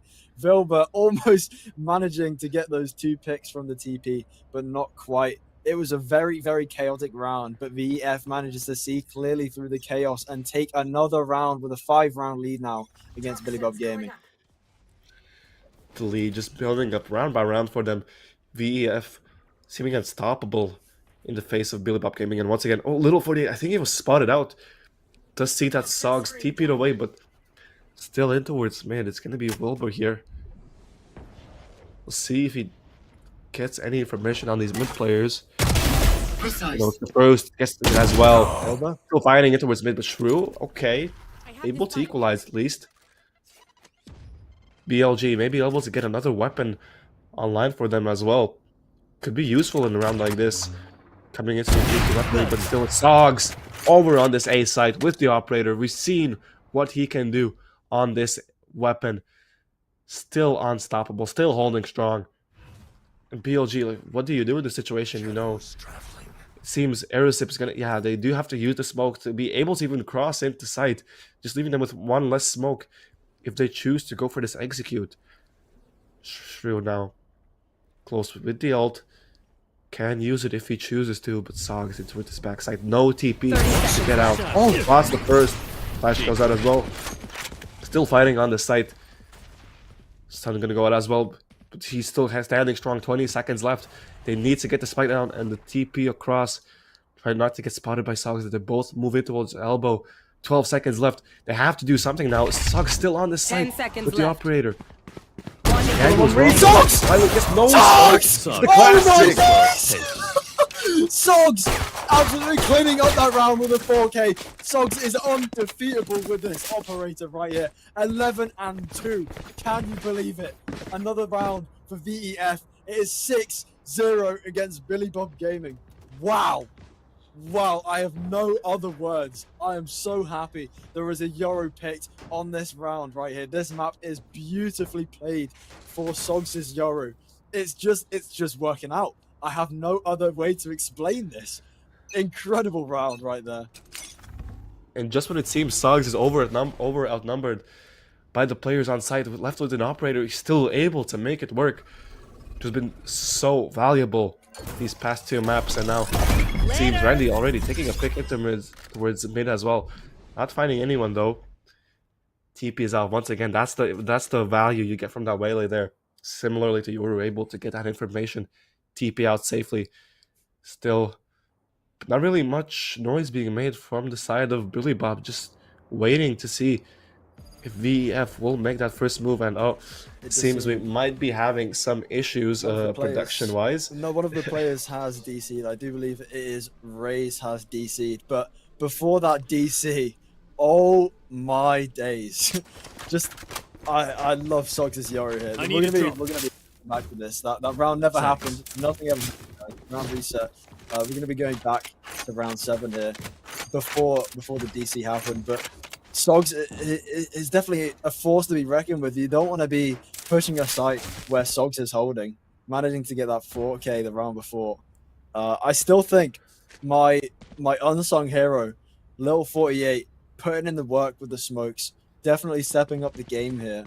But Billy Bob as a team needs to work more hard. Like, they need to work harder to try and take these rounds, because right now they're letting VEF just take rounds away from them. It is 6-0. They need rounds. They don't want to get to a 12-0. You know, you don't want to be this far behind when we go swap sides. Sorry.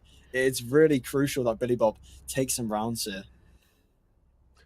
Yeah, and like you said, you do not want to be running into that operator, but it seems that is just what Billy Bob are destined to do. As Shrew coming in towards heaven, spots out Suggs, able to get the leg shot. Shrew left on 5 HP and gets spammed by Time Guardian. Already advantage up for VEF once again, as the push on Billy Bob has been stopped once again. Never back down, still fighting towards the site. He's able to get one, but instantly traded out. But the situation just doesn't get any better for Billy Bob. They're not able to get these explosive hits on the site, always being shut down by something standing in their way. But now with this lurk up into heaven, not really noted just yet. Ooh, the jumping just not in time. They're gonna have to run into Randy here, who's still on this angle. Finally chooses to back away though, but this timing could be horrible. It's gonna be Wilbur now. But he's the one who gets the timing, is still getting the first as well. As little 48's gonna use the Viper spin over on that side. The position from Randy could be dangerous if left unchecked now. Suggs, warning shot into the smoke. Ult gonna be used as well as Randy getting the first. Still pushing out the FKZ, who's by himself on that side, just over outnumbered, back against the wall. Nothing he can do, and VEF just building their lead round by round. Just as we thought it was going to be bad timing for Randy, manages to turn around yet again, using the waylay ult and absolutely turning the tide of that site. Just managing to get another round for VEF is 7-0 in favor of VEF. Billy Bob not looking great for them, as especially they're on an eco again. They've got their full Sheriff's buy with a hero gun from Shrew. Gonna try play well with this Vandal. Yeah, nothing seems to be going right for BLG, as once again they look to go towards mid. This time never back down. They're going to be the first one taking contact, but Randy already full control of B main for him, and he's not stopping. He's still going for this flank, and they've left unchecked, although it's Eek. Wary of it. Goes out and punished for it as well. Randy still pushing, still holding strong. Gets the second as well. Finally punished by Shrew. He's going to be able to pick up that weapon, see if he can make something to do with it. As still in towards mid. Anyone else? Dog's still fighting on the other side of the map. This operator, you do not want to run into it, even if you're looking, and never back down. Just cleaning it up with a crispy 2K there at the end, and the lead just keeps building and building. Not many guns there lost for VEF either. Randy coming in clutch with some of these flanks, did manage to get taken down and punished, however, but only after getting a voluptuous 2 kills for his team. It is not looking good for Billy Bob Gaming. Now 8-0. They need to rack up rounds. there's only 4 rounds left until they swap to the defender side, and they need to get as many as they can, especially since we've said before, VEF has a very aggressive composition here. Yeah, once again, Sogs in towards mid. Every single round, this guy keeps getting left unchecked. He gets good value. This time in towards mid, getting the first pick as well. And every single round, it seems just Billy Bob just starting out in a disadvantage. Now, Randy, once again, the push into B is great. But FKZ trying to make do of it, trying to make something work here. Gets a good lurk into A ropes, but still 2v4 situation for them. As Wilbur's going to be here to meet them though if left unchecked. They half check, but Wilbur there to clean up both of them. Cleaning it up with the 3k, and this just isn't looking any better for Billy Bob. Definitely not. Wilbur going to be spotted in that corner, but just as soon as he's been spotted, they look away and it's too late by the time you look back. Wilbur getting a 3k for VEF, bringing that to 9-0. I cannot like say how crucial it is now for Billy Bob to try and get around here. They really need a miracle to happen.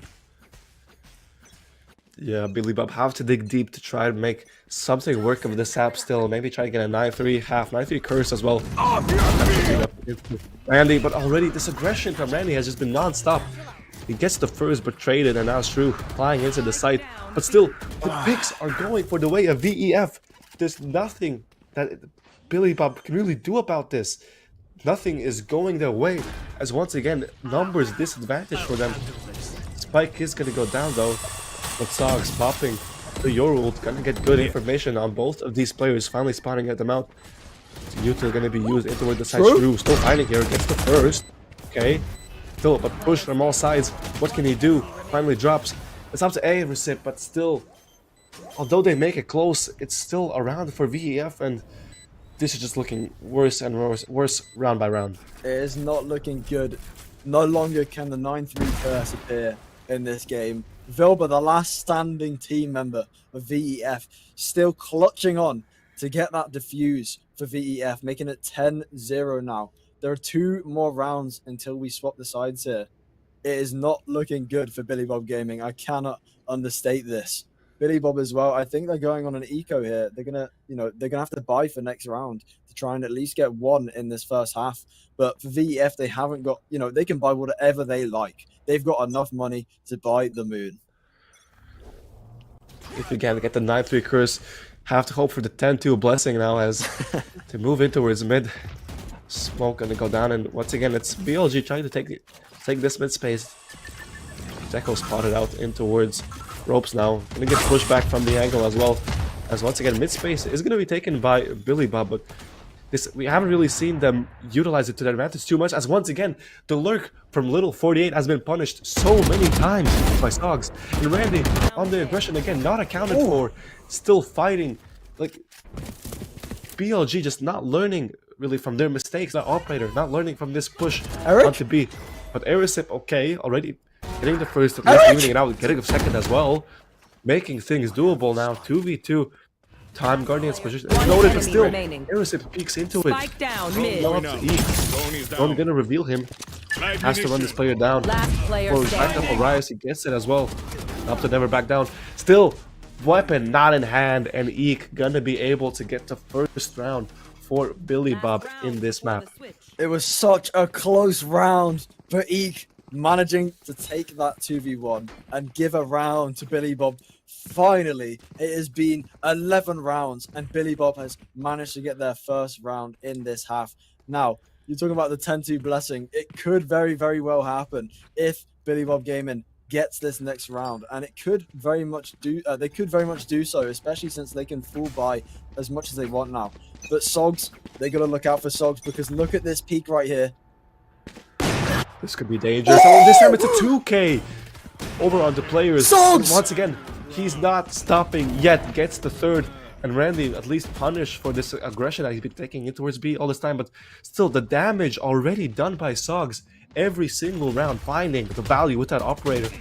Eek gets stunned as well, not making things any better for Billy Bob Gaming.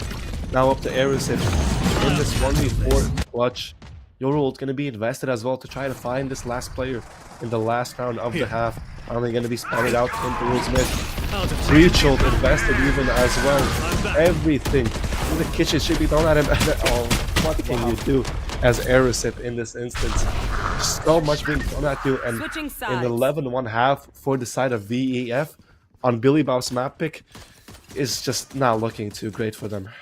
Sogs getting that absolute collateral kill, managing to get a 2k at the start of the round, and yet again getting another kill, making it 3.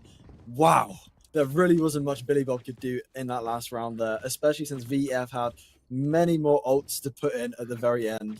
And sadly, Eric was taken down as the last Billy Boy member standing. It is going to go to a hard reset though as we go to the next half here, where both teams, same economy, same guns, bread and butter. We'll see if Billy Bob can get a little bit of a comeback going on here as they play on defense now. Yeah, this first pistol round is going to be really important for them. As VEF already getting the first pick, just things not looking any better for the side of Billy Bob. Now, Aerosip on this side by himself has to make it work. He does get spotted out though. It's the first, but they instantly traded out though. Numbers advantage for VEF, but this fast flank from Little 48 could be dangerous. A left-hand check as Eek falls into heaven. Oh, now Little 48 does get spotted out by Wilbur. Still gets the kill onto him. Now 1v4. Still doable for a second, but just still VEF able to clean it up, and that's map and series point for them. Wow, Billy Bob gonna have to force this round, I do believe, if they want any chance of managing to stay alive. VEF takes that round yet again, making it 12-1. Absolute slam dunk so far in this second map here. It is only round 14, VEF managing to get 12 rounds. Obviously, Little sadly not managing to make full work of these flanks, just getting shut down. I mean, Wilbur just absolutely stopping anyone in their way. In VEF now with really slower approach as Little 48 pushes out into mid, finds Wilbur. Great shot from him. That's one weapon down for the side of VEF. But still, they're taking things slow. They're wary of any type of push that could be coming out from BLG at this moment now. Wide default from them has never backed down, already getting good space in towards A. It does get spotted out though, I think. This wall gonna allow him to get that orb. But still, it's the mid space that VEF want to take now. Randy and Time Guardian in towards mid here. One player hurt by Shrew. This shotgun could be dangerous if they run into it. It's a Little 48. Chooses to peek. Almost gets punished for it. Still gets away with this life. Almost getting run down by Randy in the process as well. But Shrew there to capitalize off this positioning, and now finally an advantageous situation for BLG. Finally, Aerosip left on check, gets the first. Trying to get the second in towards CT. Towards backside, I mean. But Sog still fighting, still holding strong. Finally shut down by Shrew, and now 1v4 situation. For Time Guardian does have the better weaponry, but still it's Shrew on the site, cleaning it up, and a second round for BLG. This might be the way to play for BLG. I mean, these close quarter shotguns, distractions and catching VEF off guard is definitely working in favor of BLG. It is only the second round they've racked up, but it is going to force VEF back to a safe position. I mean, Time Guardian going to have to play hero gun here, but BLG very much has the advantage in this coming round. I think if they stick to how they're playing, they play really tight corners, they could definitely have a chance of bringing it back a little bit. And I believe we have to do that fast aggression. We were expecting Wele already into this heaven space, fully in control of VEF. Oh! Still FKZ fighting with a shotgun. Spike down. Let's get the series straight out. Hey, Eek there. Still fighting, but what is this? VEF with the weaker weaponry able to make it work. 3 kills for them already as they're getting these gun upgrades as well. This round could have slipped away from BLG as, okay, at least Aerosip able to even things out a bit. Natlow and a Vandal against the Phantom and a Bulldog. This is for the map. This is for the series. Both players coming in towards C. Drone is gonna spot out one at least. Wilbur holding this angle, but that's not where BLG are going. They're going into Time Guardian here. Was holding this angle closely. Has the Judge to work with. This could be dangerous. First player uses the peek. 1v1 now. Has the ult. If he chooses to use it. Always go up. 8 HP. What can he do? But he's there. Erisip making it work. Gets a third round on the board for his team and keeps them in the game for just a bit longer.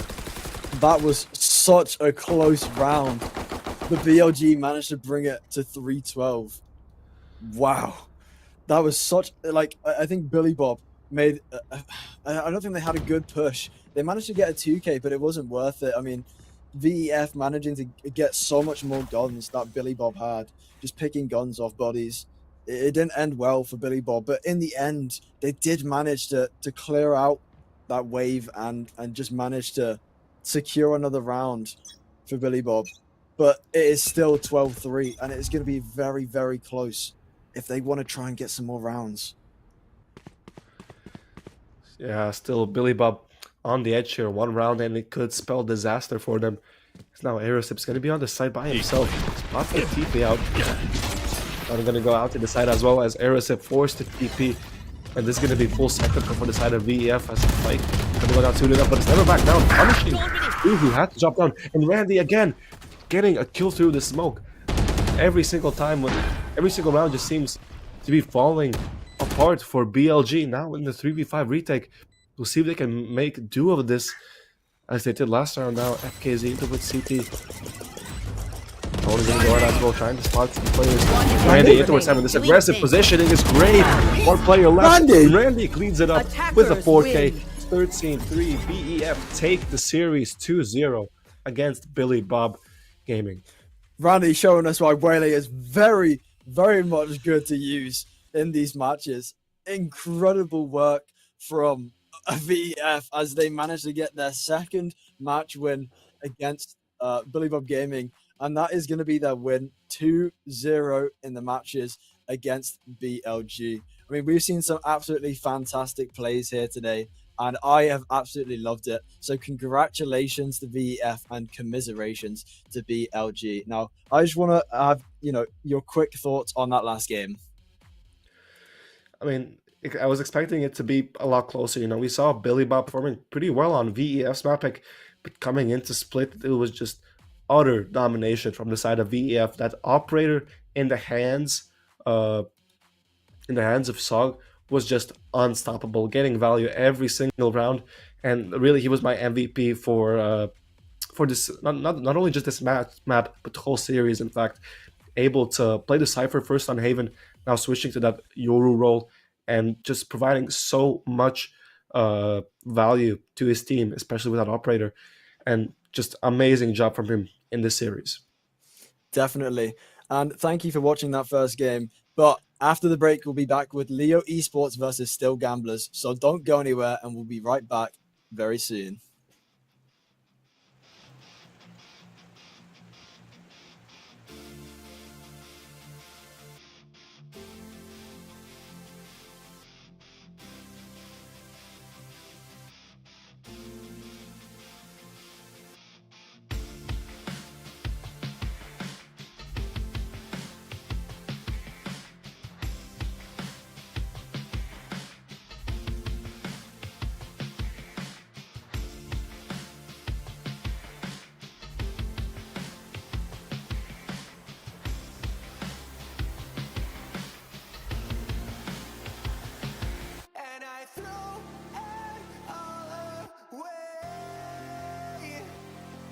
Kept holding on, but now that it's too late, I got nowhere else to run.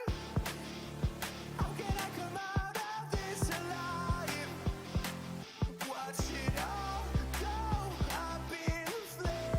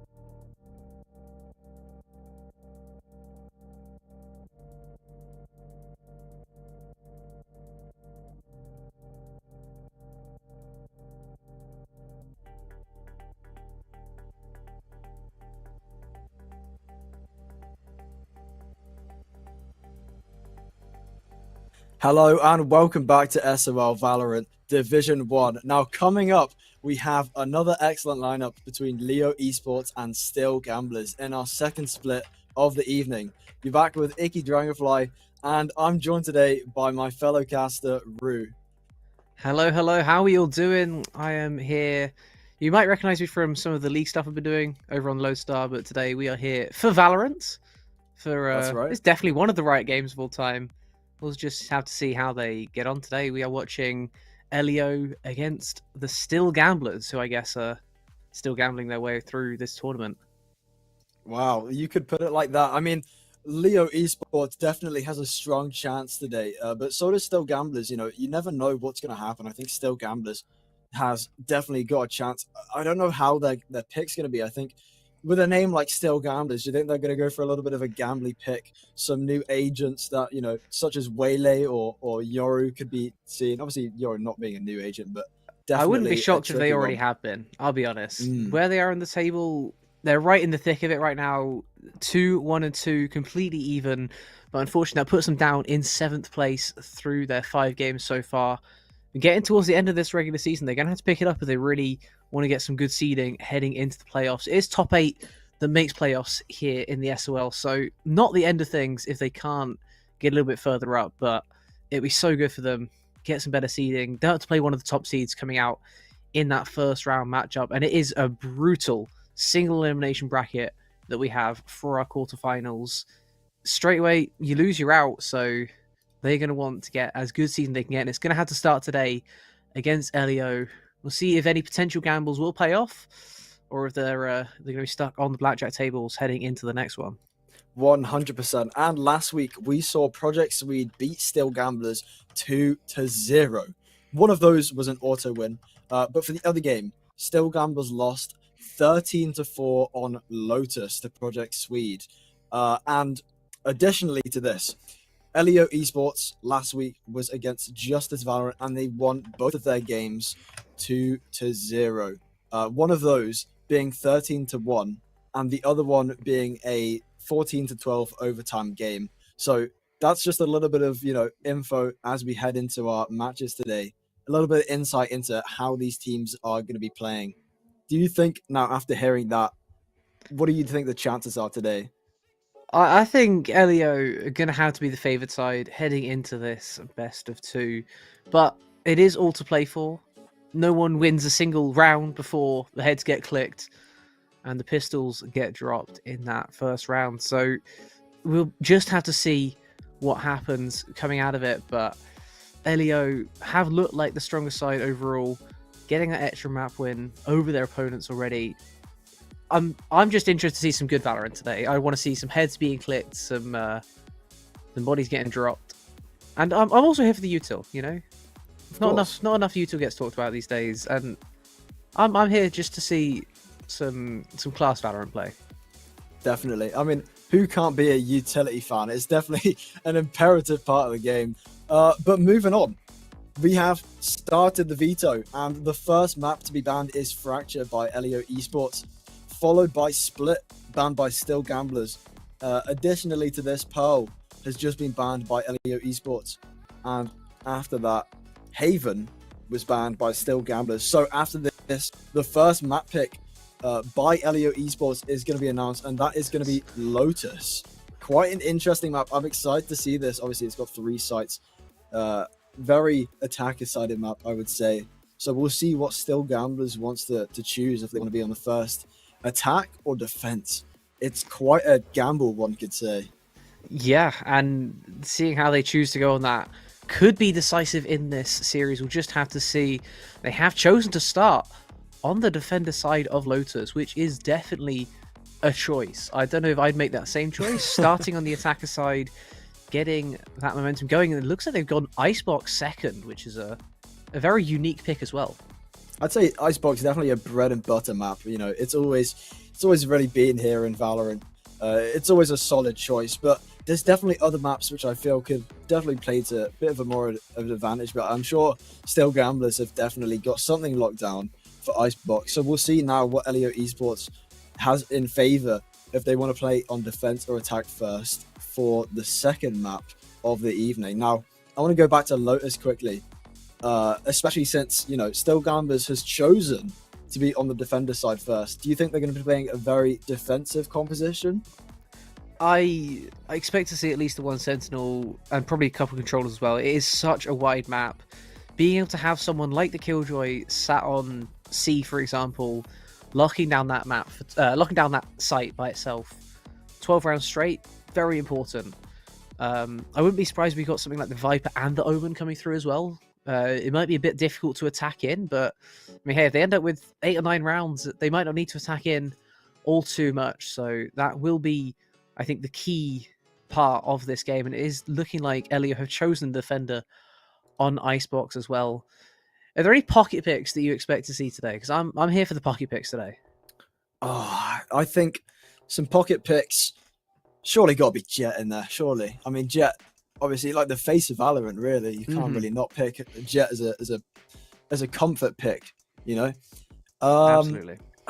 And I say this every single time, and I definitely repeat myself over the last 3 weeks. However, my big thing, I have a big FOMO if I don't come to these, because I always want to see a Yoru fake clone play, and I've yet to see it. We saw last game, Sogs picked the Yoru, but we didn't get to see a fake Yoru play in, and I'm gonna stand by this, and I really hope to see a Yoru play today, like a fake. That takes clone some play. serious balls to pull that off. I mean, Of course. going in, just holding W while bullets fly around your head, hoping that this isn't the one time they click on that clone and your head explodes instead of a flashbang. It is a ballsy play.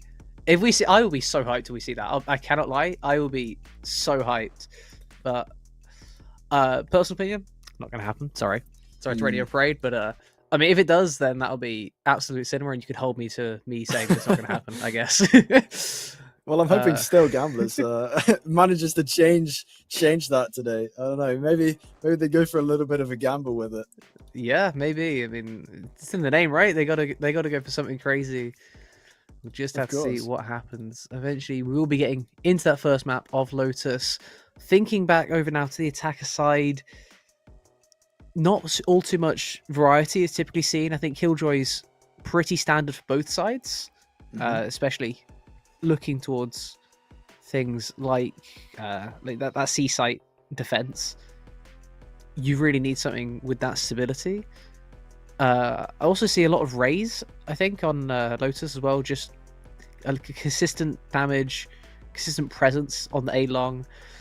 Anything we can expect coming out from our attackers, though, with their unique utility to really open up all 3 sites? I think, of course, Tejo going to be, you know, still very much in that meta despite the nerfs. Probably going to be seeing a Tejo on not just the attackers, but maybe even the defender side as well. I hope to see a Skye. I think Skye is still definitely a very valid agent. Those flashes give good info, and, you know, obviously, of course, providing the flash that they're supposed to be used for.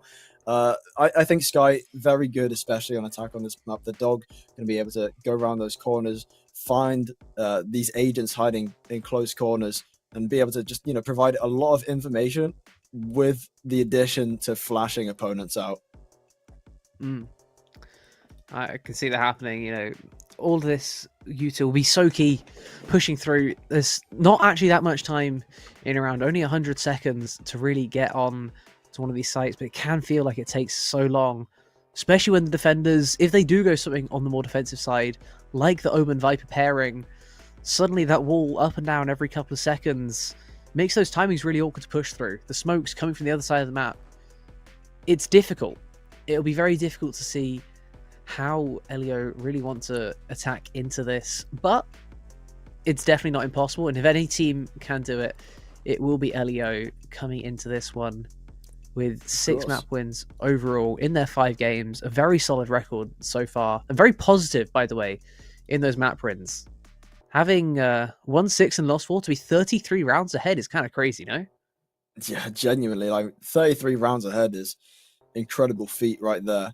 I just want to go back to what you were saying with the Omen and the Viper pick. I mean, we've seen it today. We've seen the double controller picks, but is that going to get outweighed by like a double duelist pick or a double initiator pick? Of course, those aggressive compositions going to be very key, especially for a team that is on the attacker side first. It could be very crucial that they get some really good attacker round wins, because when they're playing on defense, they're going to find it a lot harder to try and rack up these wins. They absolutely are, and there are always those difficulties that you encounter pushing in and also getting pushed back. So many corners on Lotus, yet so many parts feel so open. It really does bring an amazing variety to maps that isn't always seen. We will just have to see how creative our teams can be today. And I think creative really is that operative word, because nothing else quite covers it the way that creative does. There's so many options, and all those small intricacies can really add up throughout the rounds. How you vary your defaults, how you vary your sight hits. If it becomes too obvious to read, suddenly you can be caught out before you even know that you're caught out. Such a strategic game, which is why all of us across the world love to watch all of our esports, but especially Valorant. We'll just have to see what Lodestar can do. Oh, here we are close to be able to get into Agent Select, but not quite there yet. We're just waiting for one guy. Hopefully it will not be too much longer. I don't think I've asked you, how's your day been so far? Obviously you're here for our first best of two, but how's the rest of it? Well, my day today, it's not been that bad, it's just been a chill day. Of course, this is going to take quite a lot of time. Four games of Valorant to cast is That's a chunk. definitely a chunk. I mean, but other than that, not too much done today. Just a nice, relaxing day. How about yourself, Reed? I've had the opposite of a relaxing day, but you know what? We are here, and just because it's not relaxing doesn't mean it's not good. I've had a good day. Been chilling with the guys, watching those previous two best of twos, but nothing quite compares to talk about them live on air with someone like yourself. So I am super hyped for this. Hopefully it will not be too much longer, and this one guy can load into the lobby. That would be absolutely amazing.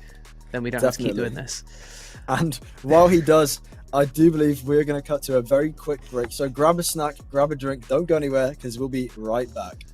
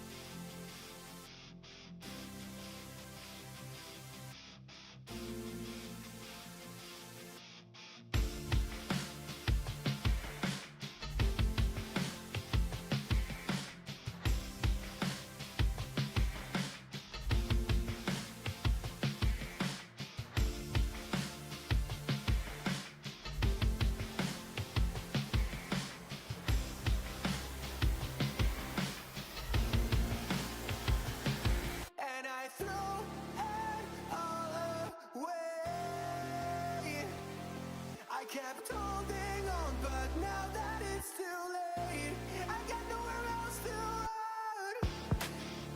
How can I come out of this alive? Watch it all go up in flames.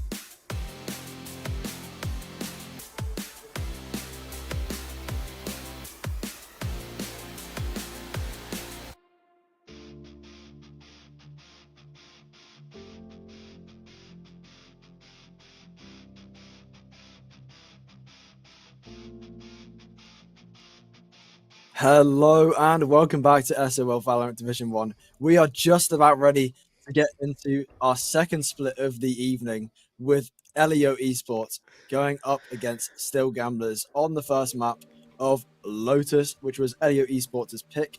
And Still Gamblers are going to be on the defender's side first. So let's get straight into this agent select here. That is the agent select already locked in the Vice. Odd choice going straight away. Man, not messing about with that. And it is the Omen Viper pairing that we talked about in the draft. But it doesn't look like it's going to be paired up with that Killjoy the Vice instead, as we say, employed by both teams. It seems to be a lot more popular these days. Definitely. I was going to say when you said KJ was going to be a good pick, yeah, I was going to counteract that by saying, you think we'll be seeing some Vices? And we definitely will be. I see a Neon Hover, I mean, raised, like you said before, on both teams. Teho going to be picked by Desolate. We've got a Teo Breach, deadly combo, absolutely deadly combo. I like that Fade pick, by the way, by Keats. That was going to be really good. Yeah, wow, there we go. Lots of picks already locked in. We are already nearly ready to go. I think that is everyone locked in, so it will not be much longer now. But yeah, a couple of mirrors, a couple of differences.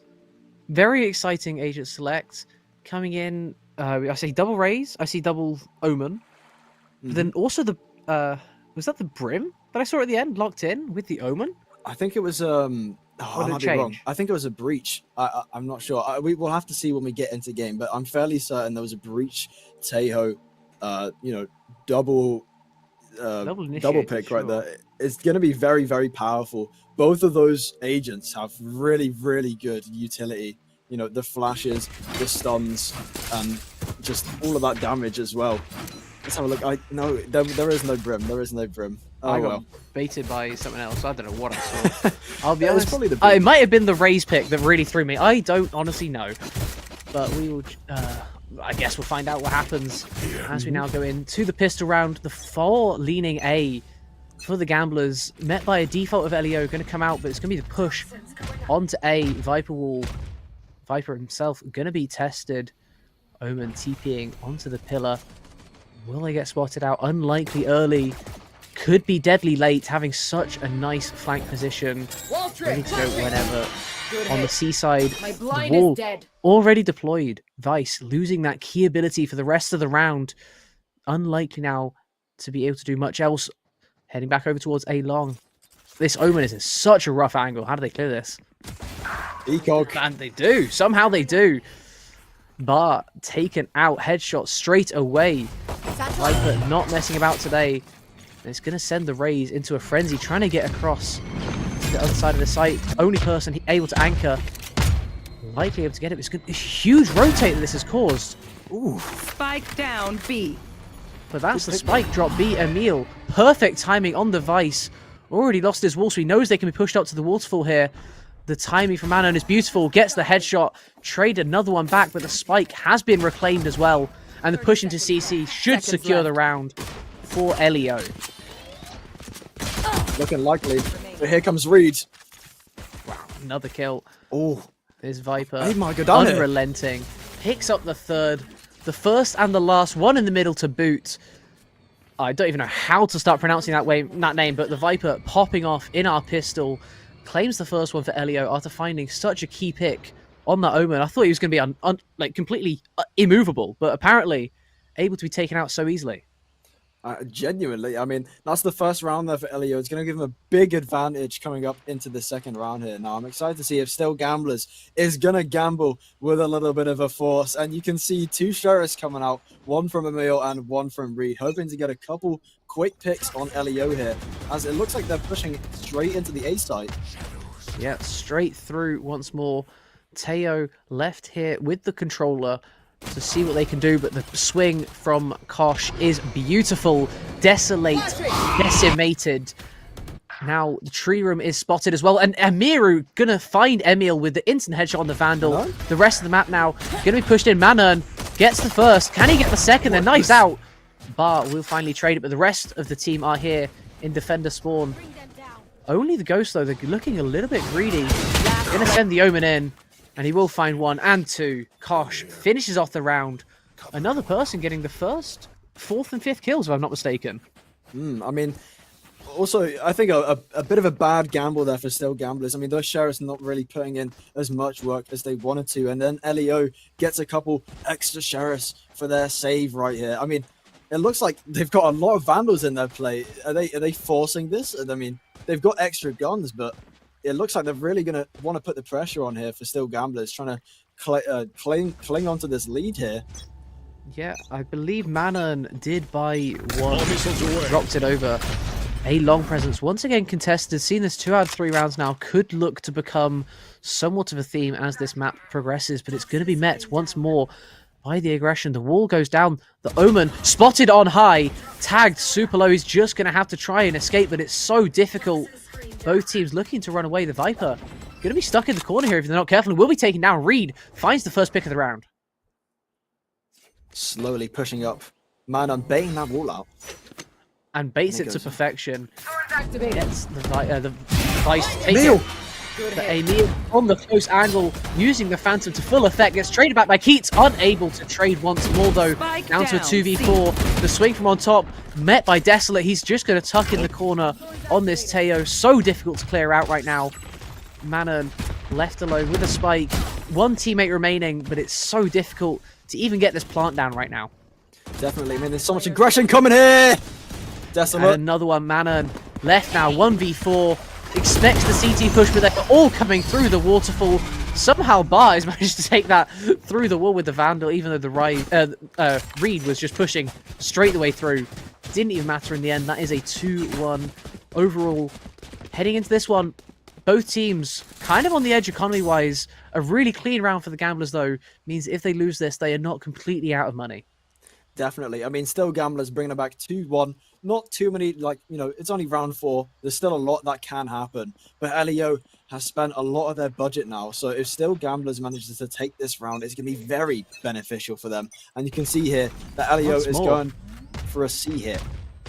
Yeah, somehow the Vice has already got one with the Guardian through the wall headshot. Emil not messing about today. Even more early A aggro seen as well. They seem to love this. The Gamblers sending so many people early and then just rotating away.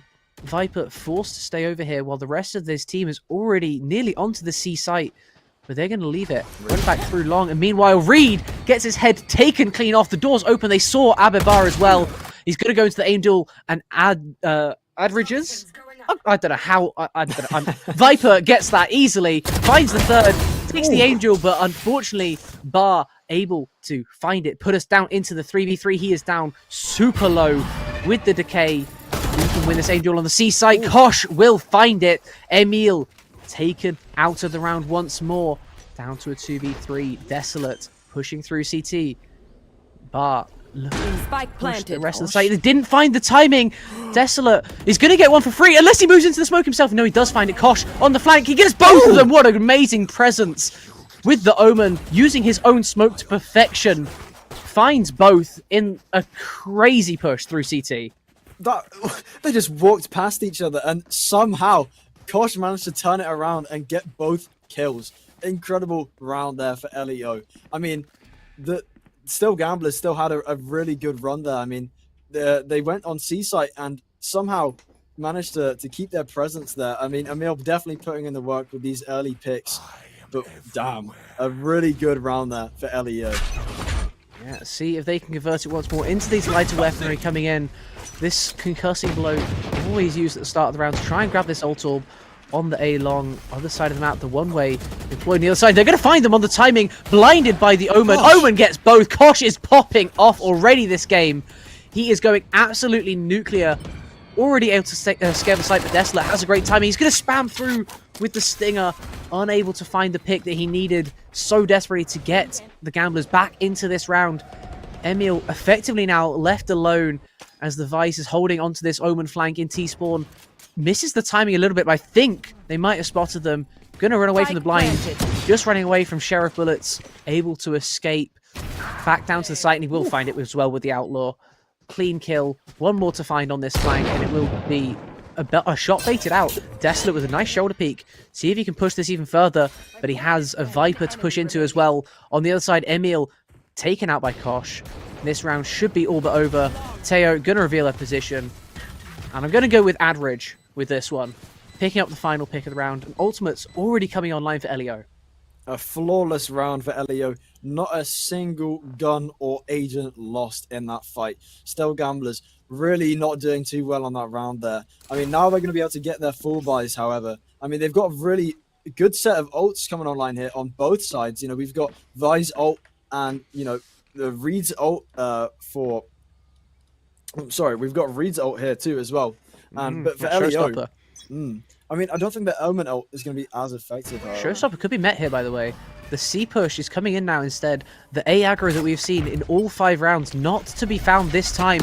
Could be Showstopper coming out to find one. He finds the flick onto the teleporting Omen. Kosh puts his own team down into a 4v5. An unfortunate start to the round as the door will open up. C control seeded by the attacker side. Elio unable to find their way in, but Reed not using that showstopper, which could have been so much more deadly. As we now have a look over, the Viper has pushed up a good way along here, using their wall very well. If they can pick up this ult orb, they will be able to take their Viper's pit as well.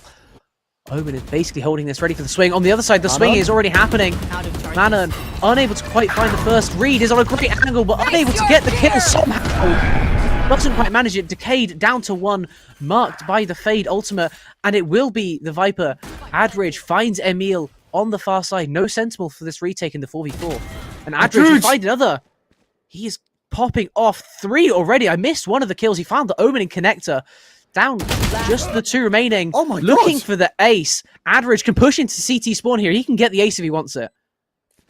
This is very, very close right now. Adridge, a 4K.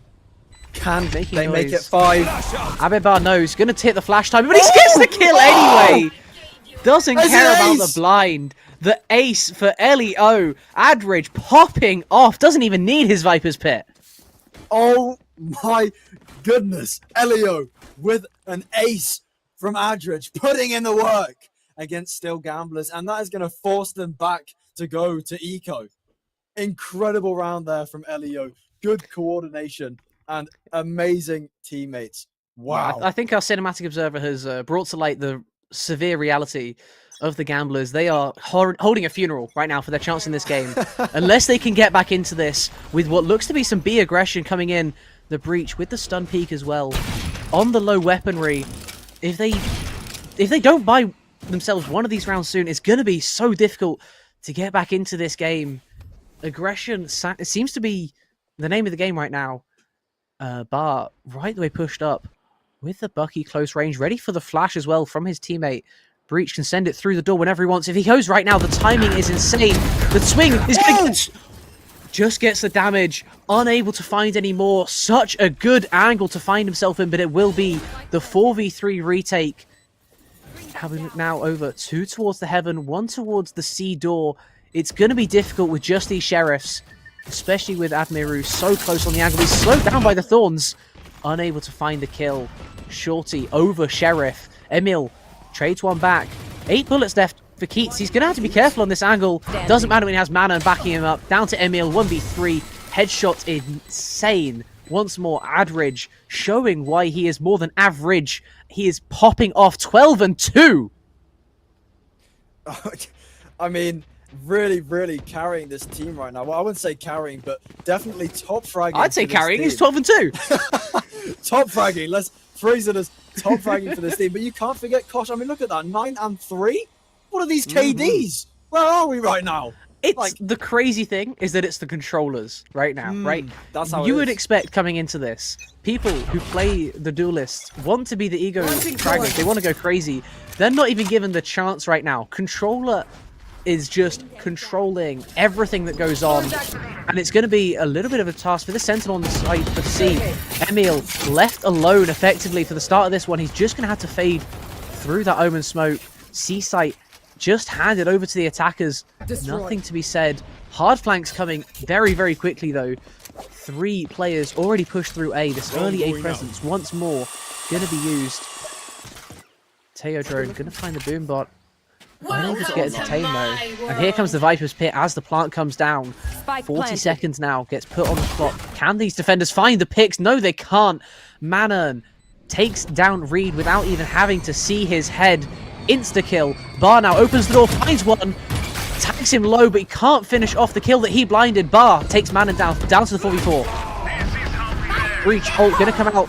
Ult's coming out all over the place. Showstopper coming in. Taylor's gonna force a run away. Goes down. Emil goes down. Teo in the back of CT, left alone. Amiru unable to find the kill. The Viper moves out. Down to the 1v1. Keats up against Desolate. Tap on the spike. Not going to be baited out. Keats doesn't think it's happening. Jumps out of the box. Doesn't take the shot. Desolate able to get the kill. Does he have the time? No, he doesn't. He's forced to run away. A close round for once, but it's another one that LEO find a way to win. Wow. How many ultimates were there used in that match? Just let's have a look. I think it was 2v2. There was a overall. Viper ult.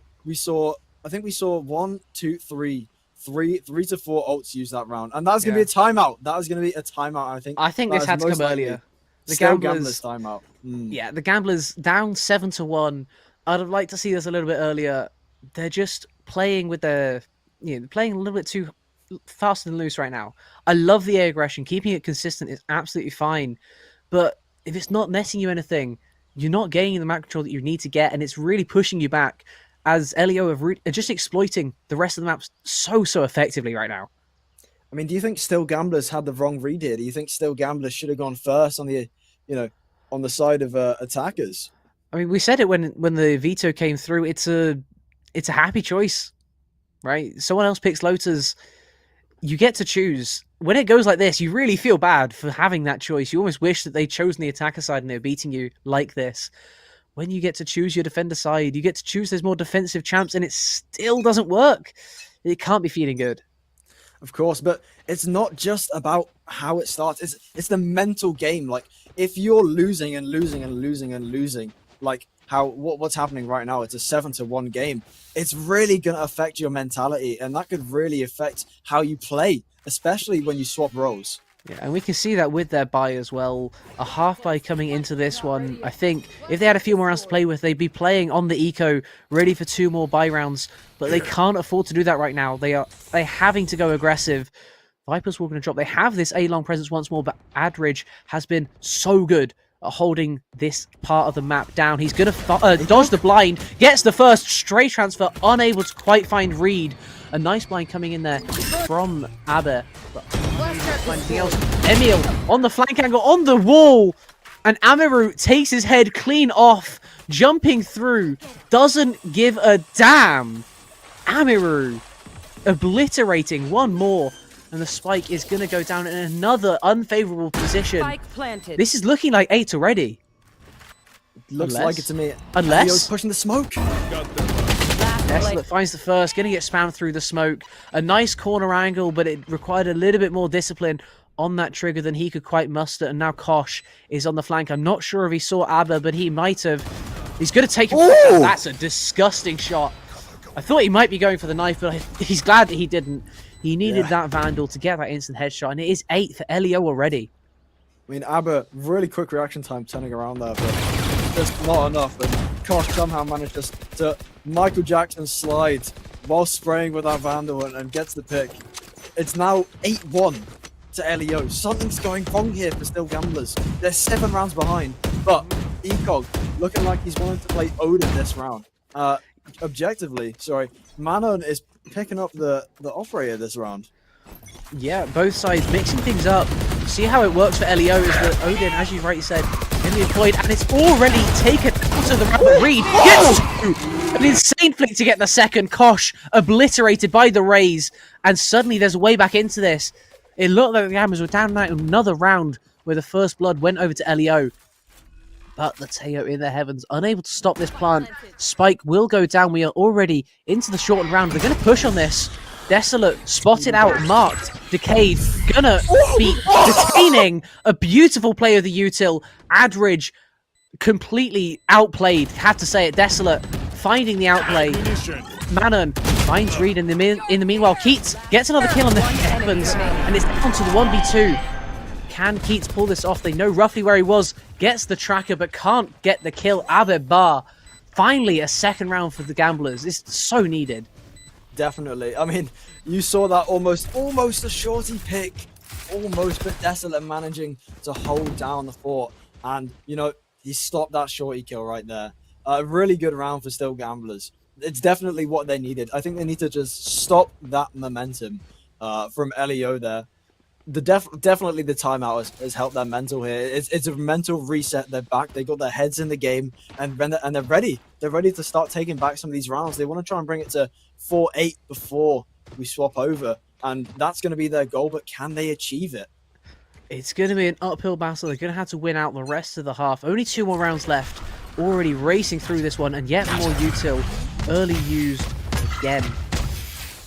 Gonna be a bit of pushing around this Viper wall. A-Long seeded over once more by Leo, but they're going to head over to this site quickly. Omen has already altered into the back of the site. Kosh already so deep into the C site. This is unable to be contested right now. They're going to get a free plant at the 5v5. Why are they faking it? I mean, they've got the whole Spike of planted. Steve to themselves. They're going to take it. Desolate on the close angle. Going to pop the drone. Another Omen ult used already this round. Just for vision, I think. Keats looking to go nuts. The Vice ult is huge. All the weapons forced to be dropped. Gonna find the Omen instantly. Shorty, not good enough. Showstopper into the back of sight. Unable to find Keats. He's gonna get the headshot through the wall. And another second kill. Ecog bar, head obliterated. Desolate gets another one back. Down to the 3v3. This retake is pretty far progressed. And don't see the flank just yet. The Viper is in the waterfall. Down to a 1v2. Can Desolate win this? The Viper is in such a good position. He hits the Viper. Down to Amaru left. This spike is such a difficult spot. Time is going to run out once more. Desolate accepts defeat. Admiru holds on for a 9th. Wow, Last a round really, in the really half. close match there. I think if Still Gamblers read the room a little bit, they really just seeded the C site. Maybe they're trying to hope for a good retake, but it just didn't happen. Now Desolate in this last round here is going to be able to use that ultimate. Aber 1 ult point away from getting that big ult as well, and Admiru very, very close to getting their showstopper back. But we'll see if they can get it to the 9-3 curse that It many looks like there's people going to know be a and bit of love. aggro here. Sorry to cut you off, but they're pushing for this A site. First time this half. Elio going to contest. They're going to find the first instantly. Showstopper out. Doesn't even need it. Admiru finds a second. Kosh finds 2 as well. This round is over before it even began. 10 to Elio, unless Emil on the 1v4 could have been heard. Vice v Vice doesn't see it coming on the left-hand side. Tucked in, finds the wall. Does get the shot though. Spike planted. Headshot followed by the body. Emil gets the first. This round isn't over just yet, but it's so many difficult angles to clear out. The tree room gonna be alerted. He knows there's at least one over there. The connector and the deep angle. It's so difficult to push in the right amount of time. Finds the spot onto Kosh, but he's not going to take the shot in time. Viper will able to go up. He's going to be forced basically through this tree room right now. There's not enough time for this. Time is ticking. He's not Here got he long comes. left. He's heard in the tree room. Everyone knows he's coming from here. Kosh finds him. Doesn't quite find the shot, but there's a triple peak coming through. Adridge finishes off the half as he started it. Up to, Switching I believe, sides. 16 and 6 coming out of the first half. 12 rounds controller. What a half by Adridge. What a half. I mean, Emil, really, really good gameplay. Just spotting that lurk right there, getting the pick, but it just wasn't enough to take on the 1v3. I mean, to be honest, Elio didn't even really need to kill him. Just delay that spike. They didn't really need to get that pick. It's just about finding time and making time, stopping that bomb from getting defused. But now the roles have reversed. I mean, Still Gamblers has to put on a valiant defense here if they want any chance of bringing this back. We're 3 rounds away if Elio wants to take this win, and we're resetting to pistol rounds, so no economy differences. We're back to square one. Find you. Okay, heading into this second half. Gonna be a huge B push coming in from the Gambles, but unfortunately they have pushed into a site that is stacked. Keats finds the first. Admiru swinging off the contact, finds 2 more with the Last ghost. player standing. Another round feeling like it's over for it to go. Another 1v4. This time, Ecog Bar gets 1 with the classic, but that will be it, and it will be Leo getting an 11th onto the board. The pistol, which was so crucial to the recovery, to the comeback of the Gamblers, unable to be found. It was rhetorical. Wow. That you blink and you'll miss it. Such a fast round. Just not even close. Still Gamblers getting taken down so fast. Like you said, they pushed into an absolute trap. B site was fully stacked, just waiting. They had a really, really good read this round. But Still Gamblers has got to try and force this out. And it's going to be forced. The force is coming through. They cannot afford to lose any of these rounds. One more, it's map point. Two more, it is game. And it's going to be the spam with the Ares, unable to quite find the kill for Keats. But he does get a couple of tags, I believe. Maybe not. Looks like health bar still pretty good. Map control, pretty nice for the Gamblers. They have a good bit of info as well. Is Keats going to push on this? He's down. He's pretty low on ammo right now. Only got one more clip left in that, but Desolate already down to 11 HP. Going to be looking to go through the wall, through the door. Finds ways to connect and taken already. Kosh, another kill to his name, is unrelenting in this game so far. 13 rounds. It feels like he's had an impact on each and every one. It's going to force them over to the C site, over to the controller with an outlaw themselves. Manon has the ability to do whatever they want. Can isolate these duels so effectively with the thorns, with the wall. Going to lock the rest of them out of sight, apart from his counter, who is already taken out. Down to a 3v5 and another round that feels so over already. The flank is already coming in. The Bulldog gets 2 with the burst fire mode. Another one found. Abibar gets 1. But it's going to be 12 over to Leo already in this one. Keats on heavy support. I'm pretty sure every single bullet that could have been used was used. And it is now match point. Still Gamblers probably regretting that force there because they're not going to be able to get a full buy on this potentially last round. I mean, it's 12-2. It is a 10-round advantage to Leo Esports. It's not looking good for Still Gamblers, but they may have a chance. They may have a hope to take this round and try and stop Leo from getting another one. This is the best chance Leo's going to have to finish them off. They are on the absolute appalling weaponry, but it's going to be fast into B. No one there to receive. The smoke's already used. Going to be pretty simple to retake unless Reed can get picks like that. A huge kill onto Keats. Unable to expend all of his ammo this round. He is taken out insanely fast. Down to the 4v5. CT's collapsing from all sides. The connector is the main strong point of this hold, but it's also the main attacking side. Kosh and Admiru. Can they find the picks? The Bulldog gonna be just spam out a little bit. Find some base info, trying to make it sound like there's more than there is. Kosh finds one through the wall. Admiru finds another, and suddenly this fight is turned around, but the breach is giga flanking. Another one in the heavens. The wall's open. Stuff's going on all over the map. It is impossible to work out what's happening, apart from the fact that Admiru is finding another kill. Gonna be forced onto the fuse, but Abdibats, the plant might not, the defuse might not come through in time. Enemy remaining. Admibar gonna hold on for his dear life, and it will be a third round just about for the Gamblers.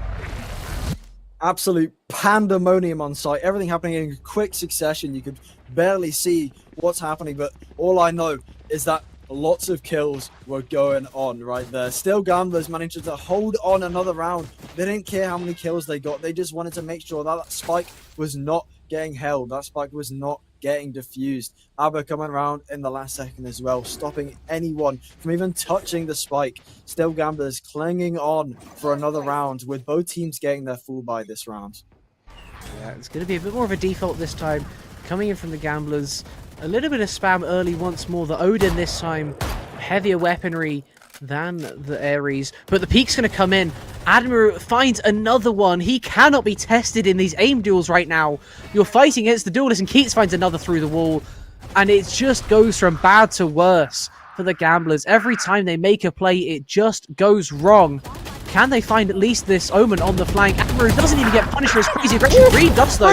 Reed gets 2. A huge way back into this round. Suddenly it's flipped once more. Down to a 2v3. Leo, they had the round in the palm of their hands, but they've lost it. I can't believe it. I mean, Reed really putting the work in here, making a little bit of a comeback. But is it going to be enough to take on this 3v2? Looks like Admiral Finds one on the timing. They know they're both coming through A main. They can play the tree room to perfection now. The spike is planted for them. It's such a tough retake without the element of surprise in their hands anymore. The door is open, swiveling round. Can they find the Vice? No, they can't. Manon gets Reed instead, but he will get traded by the Odin through the wall. Down to the 1v2 now. Adridge, spike is planted for them. Breach doing everything he can. Gonna get the instant headshot. Adridge not given a chance to retake it. It will be somehow a fourth for the Gamblers.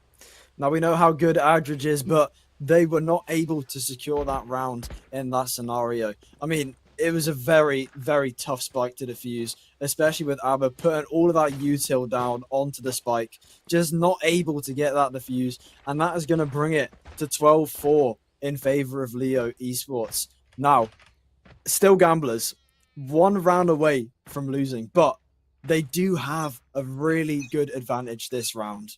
Leo is going to be, they're going to be saving a little bit here, but still Spike gets those down, picks. C. Oh my god, this guy does not chill. Another pick on the Viper. So many first bloods this game, but he doesn't know there's someone to sneak under his crosshair. That someone, Reed, has been caught inside of a wall. The wall gets popped, and Adridge finds him again on the Marshall.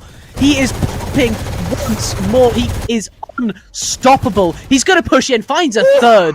Another down, round that is C. so difficult just from one guy completely owning Emil.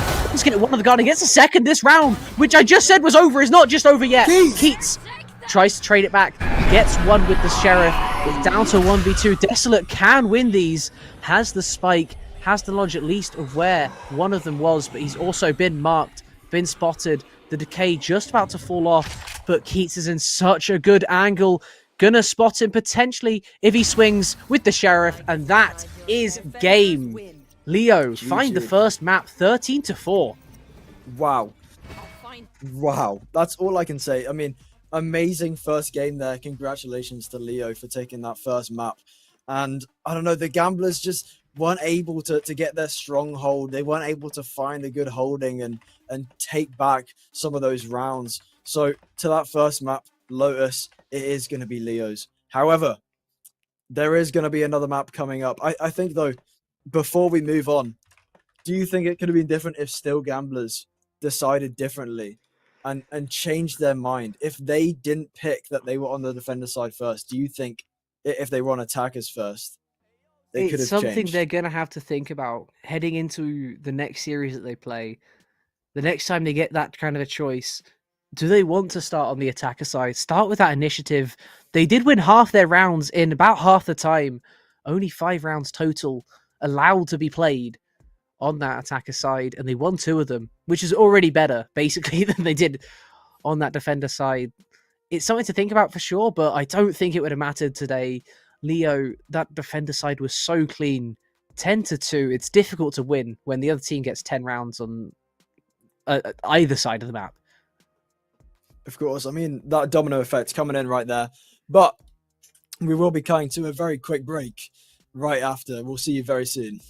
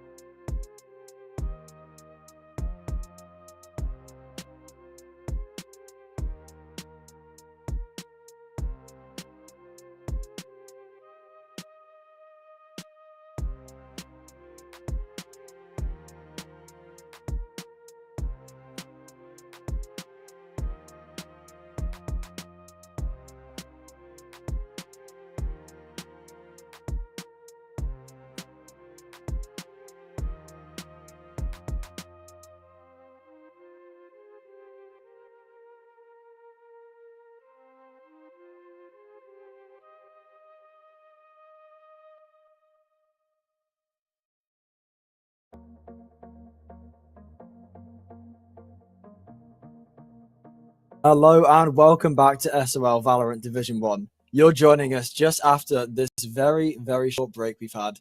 And before the break, we saw Leo Esports versus Still Gamblers on Lotus. And it was a very well fought victory for Leo Esports. Now, we're moving on from that because our second map of tonight is going to be Icebox. Now, Icebox, I think it's a bit of a bread and butter map. We're going to be seeing, I think we're going to be seeing some good Sentinel plays. I think, I'm not quite sure. I think KJ is definitely still in the meta for Icebox. But what are your thoughts on agents we might see? I'll be honest, it's been so long since I've actually seen this map being used anywhere. I'm just ready to see whatever creativity both of our sides have. Both these teams have the ability to go deep, to pick up some random picks that are going to throw off the opposition no matter what they do. Hopefully, they work to their advantage and we don't see those fun picks punished. Because as soon as you see those fun picks punished, it starts to really ward teams off from going for those more interesting plays. We just have to see what they want to do, what they choose when we get in. But in the meantime, we can only hypothesize. I think the Killjoy is a very valid choice, as you point out.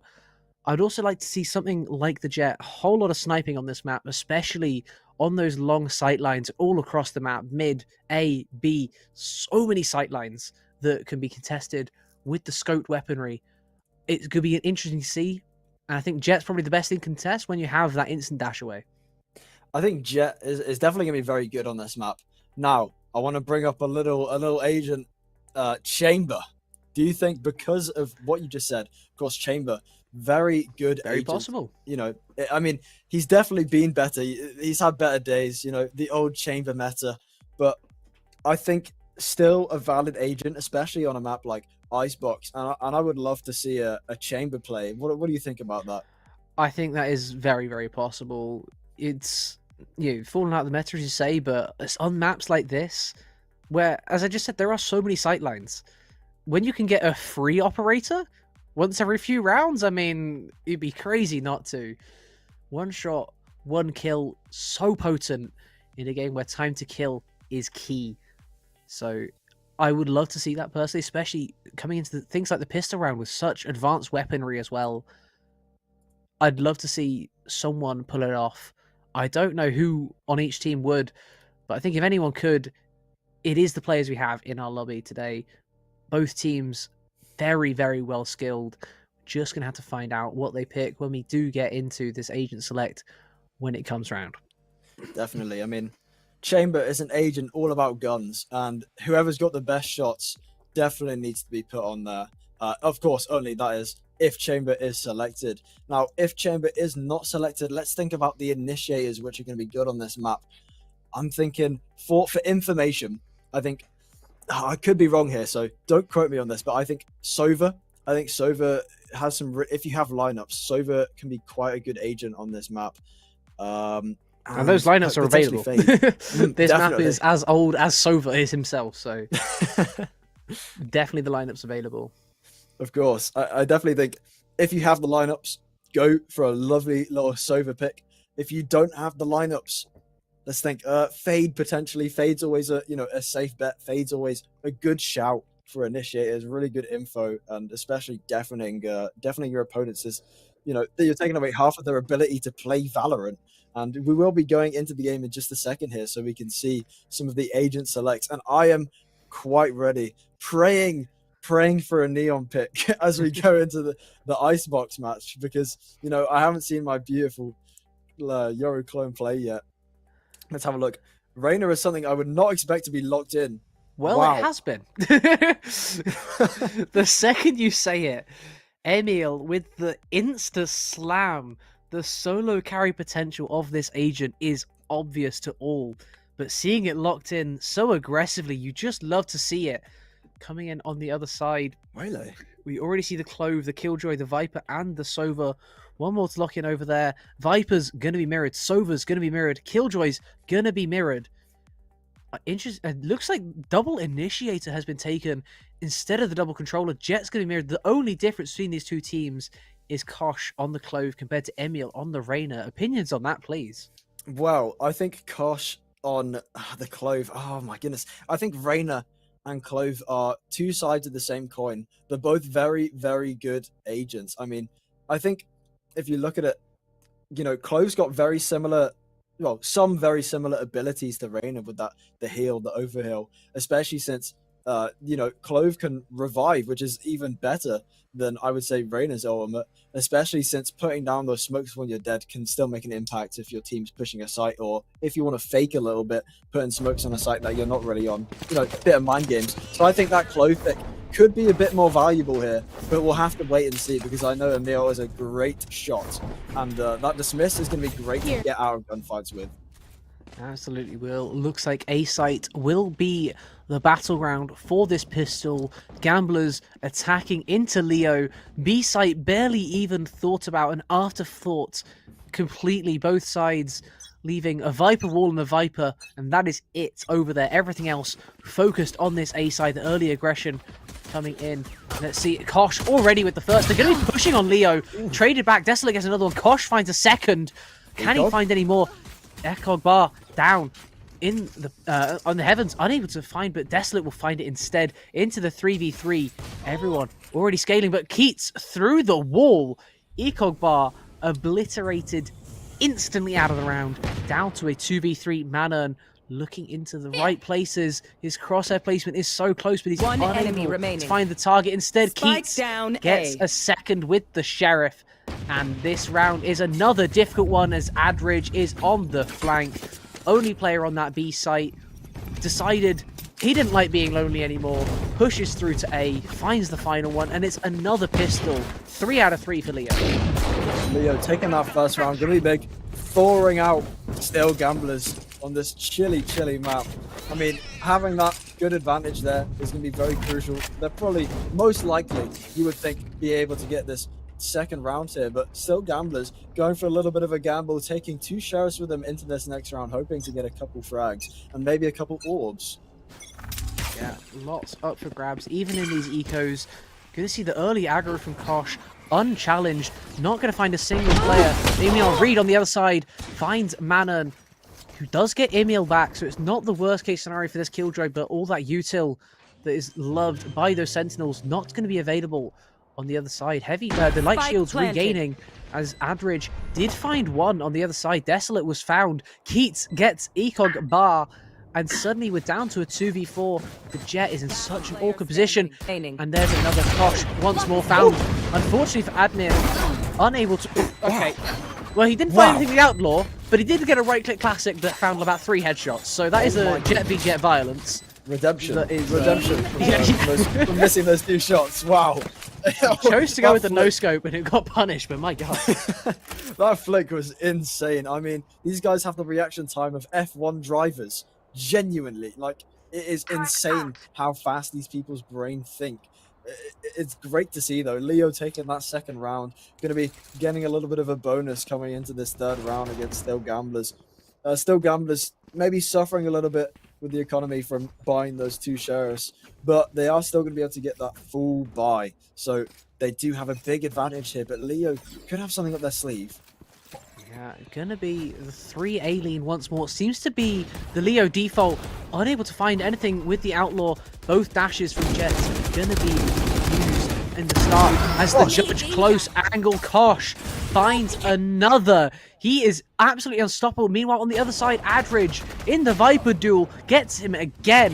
Admir now through the smoke. Meanwhile, Ekog Bar finds a good timing. Keats able to get the trade, able to get the second as well. A clean round, all things considered.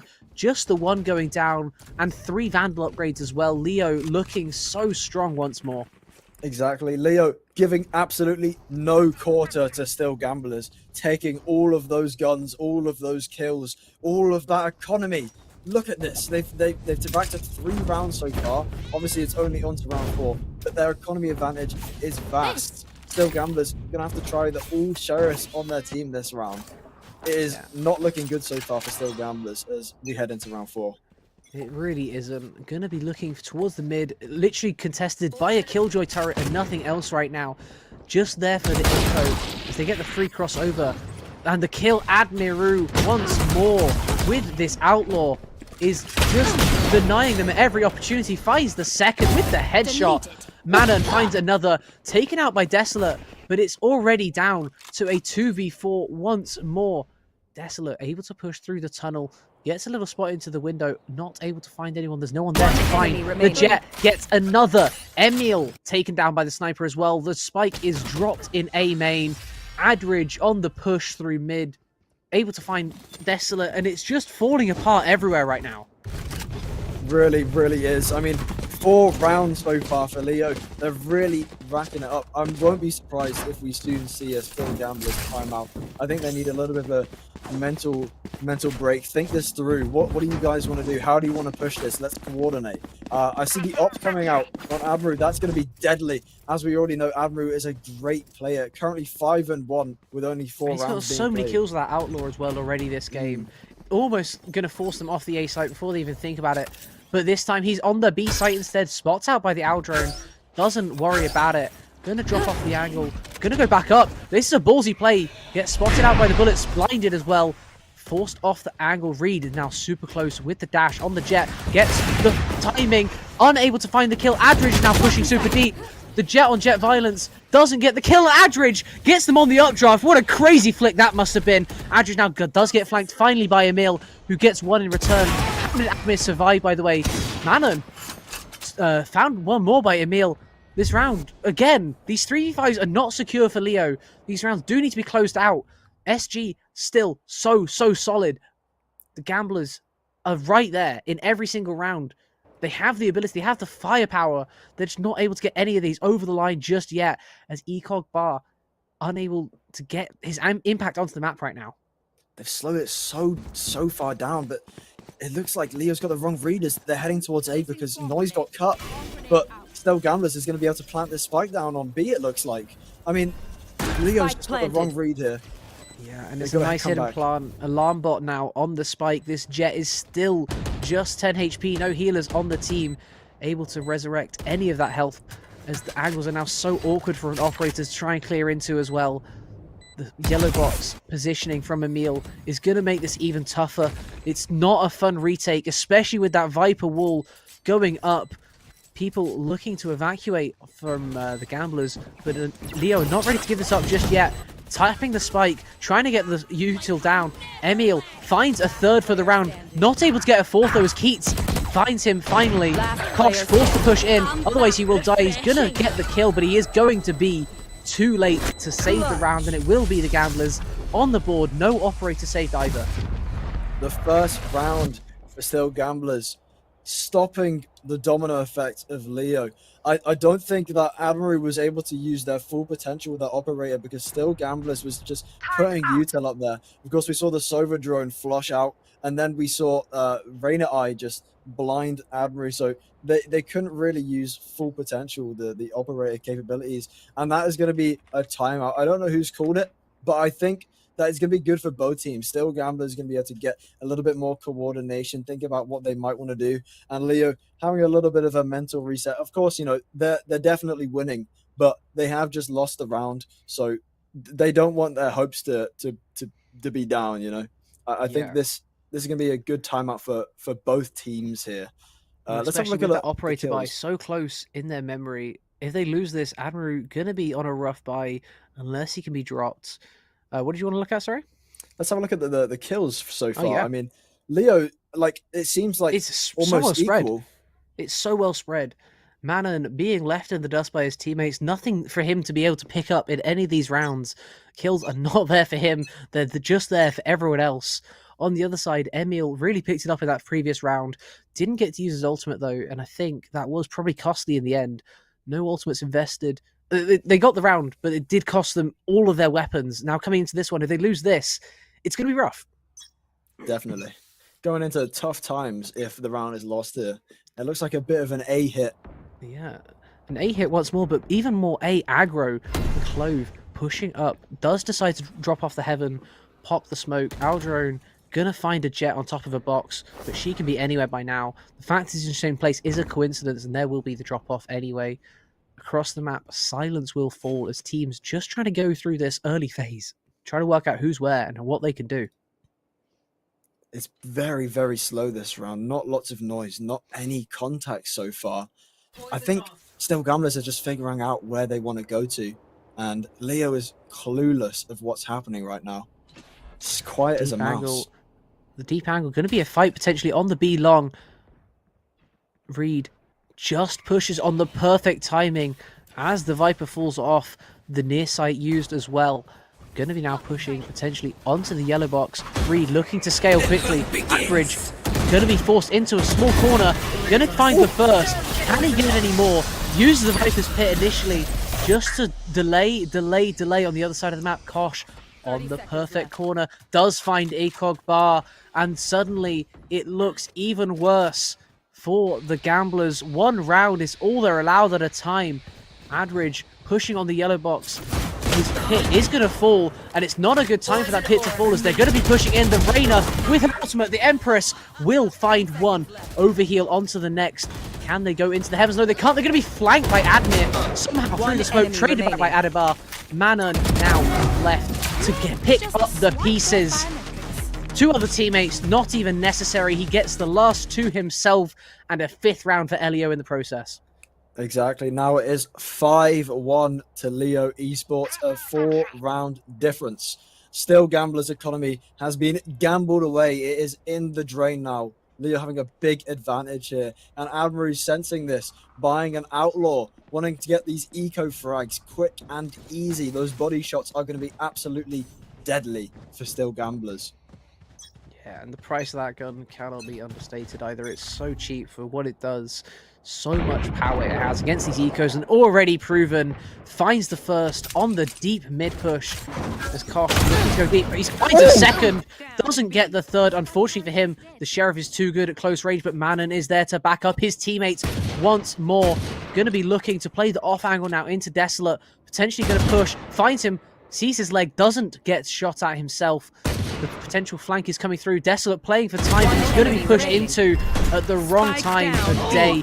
Manon will get flanked eventually by Eco Bar. That was what Desolate was playing for. But now they know where the final player is, where the spike is, and he's going to be forced to push into this closed smoke if he wants to get out of this round. But Kosh finds him instantly. Clean enough once more from Leo as they find a 6th once more. These are just brutal rounds for the Gamblers. I mean, Eco caught up by Kosh there with the final kill.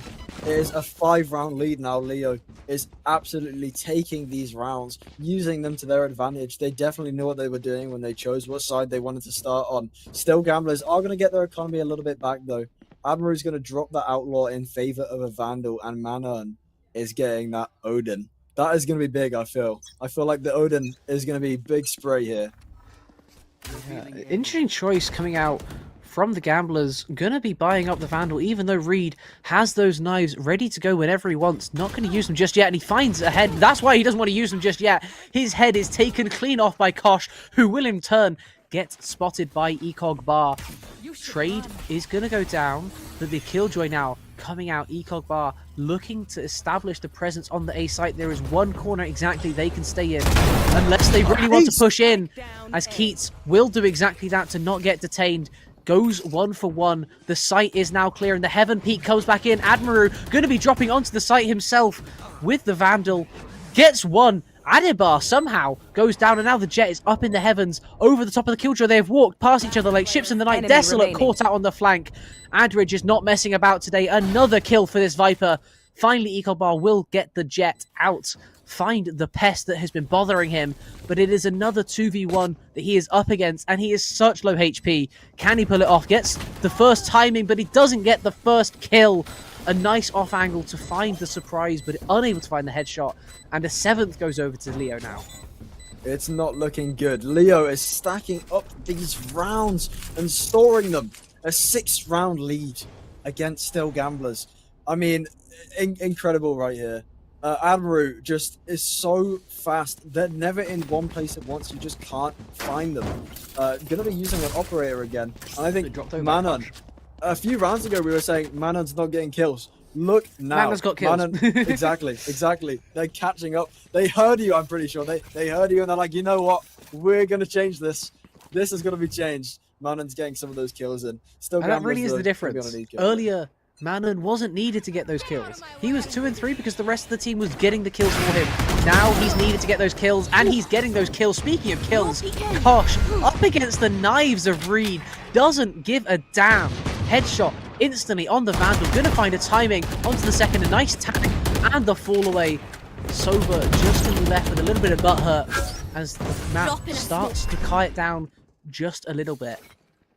There's only one pick here, so Reed's the only one taken out so far. It's gone all quiet. Emil is still waiting here. Another Kosh one found. on the orb. Keats finds the early push-up. Bar was right the way down mid. Don't know how he got there, but he is punished for that early aggression. Down to the 3v5. The Viper pushed so far up on B, but not far enough to really claim the presence on the site. And the rest of the map is looking to rotate over there. The Sova could get caught out in mid. Right mid. Oh my god, this guy! Come on, that's a flick from halfway across his screen. He just hits it like it's no one's Spike business. down B. Adridge finds another guy without any chill.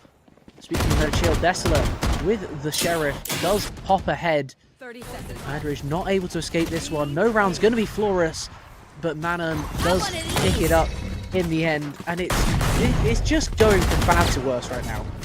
I mean, exactly. Desolate right there was in like a 1v4 at mid. They had air support. They had a sniper on the tower. You know, they got the heavy LMG gunners. It's just not. It was not good.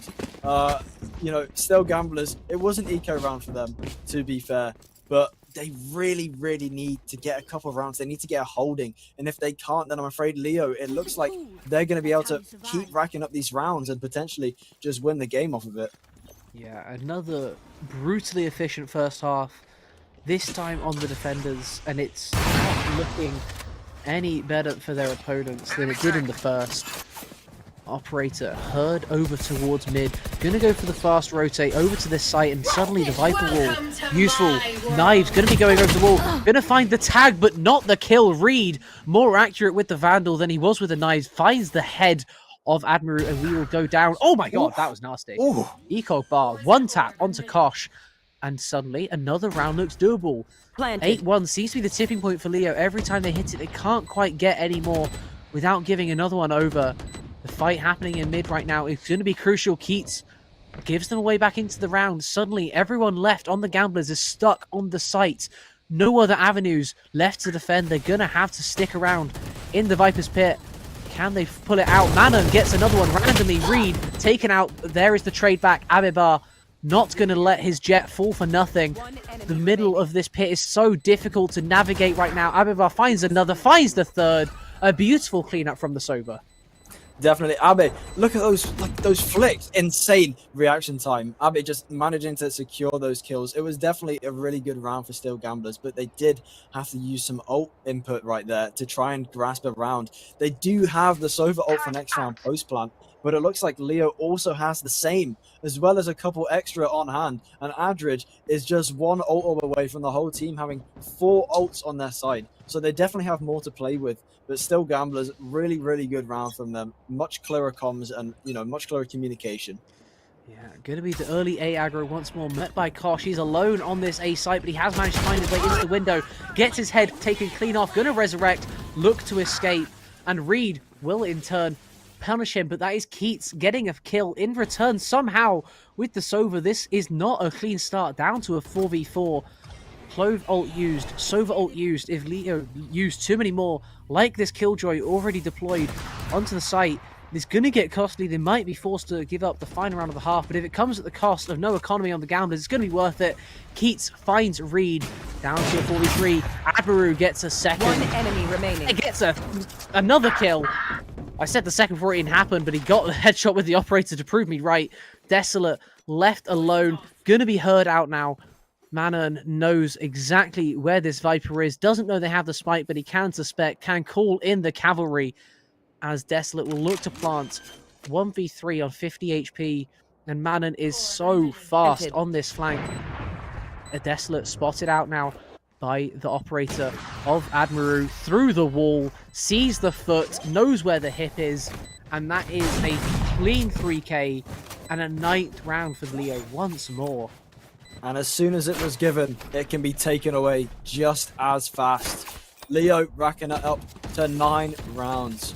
Now, this Last round round is going to be the before the difference between switch. the 9-3 curse and being a 10-2 game. So we'll see if Still Gamblers is going to be able to get another round here, making it up to 3. They really need as many rounds as they can before we swap sides. But Leo here also getting their full buy. Amaru on the operator once again, a force to be reckoned with. But Emil is matching that, That's glass saying, you know cannon. what? Exactly. It is definitely glass cannon, but it could pay off.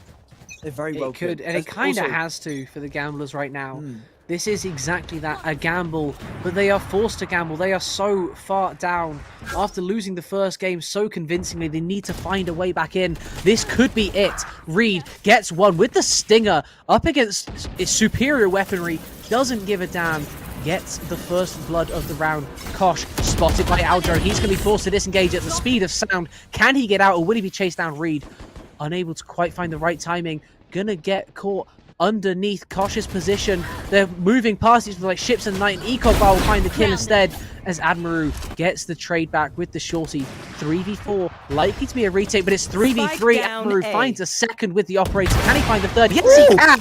Oh my god, this guy is insane.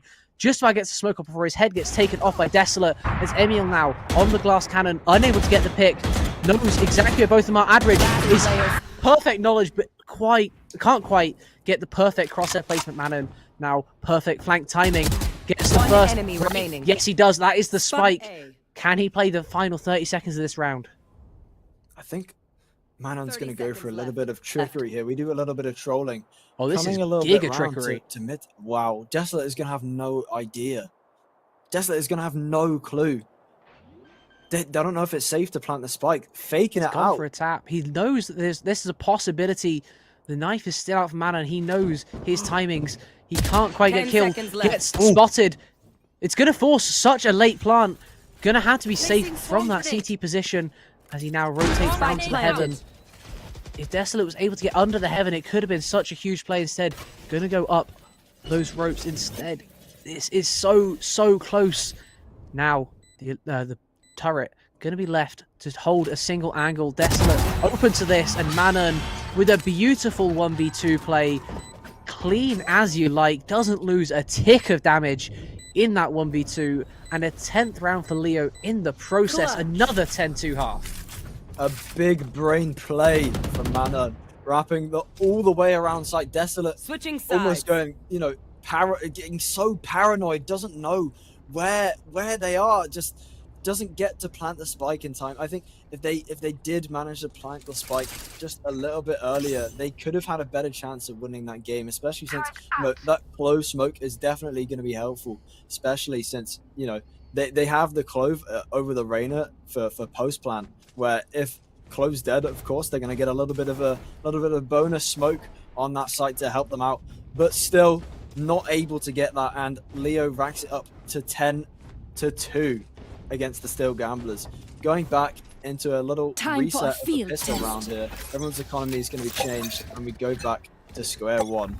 Square one, but it is also the final square for the Gamblers. If they can't pull off this pistol, this round could be beyond their reach before they ever really got into it. They're going to need to get this.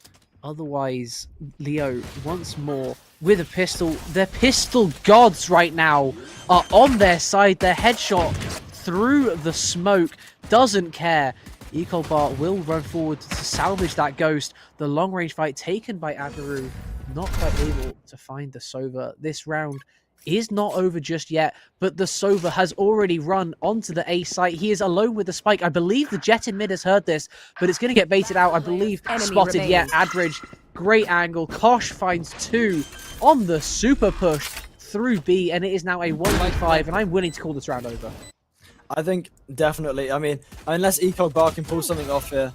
He gets the first. This isn't Gets the first. done Kosh? just yet, but if he can't find the second, it will be. Kosh on the classic. Doesn't care what gun he's using. He will find picks anywhere. An 11 already. 16 kills on Admiru through 13 rounds of play. And this game is so difficult for the Gamblers to get back into now. No economy. Last time we saw them in this position, they forced up, and it meant they had no goodbyes. This time, The it looks Gamblers. like they're going to have to do it again. Otherwise, they're up against 10 rounds in a row that they have to win.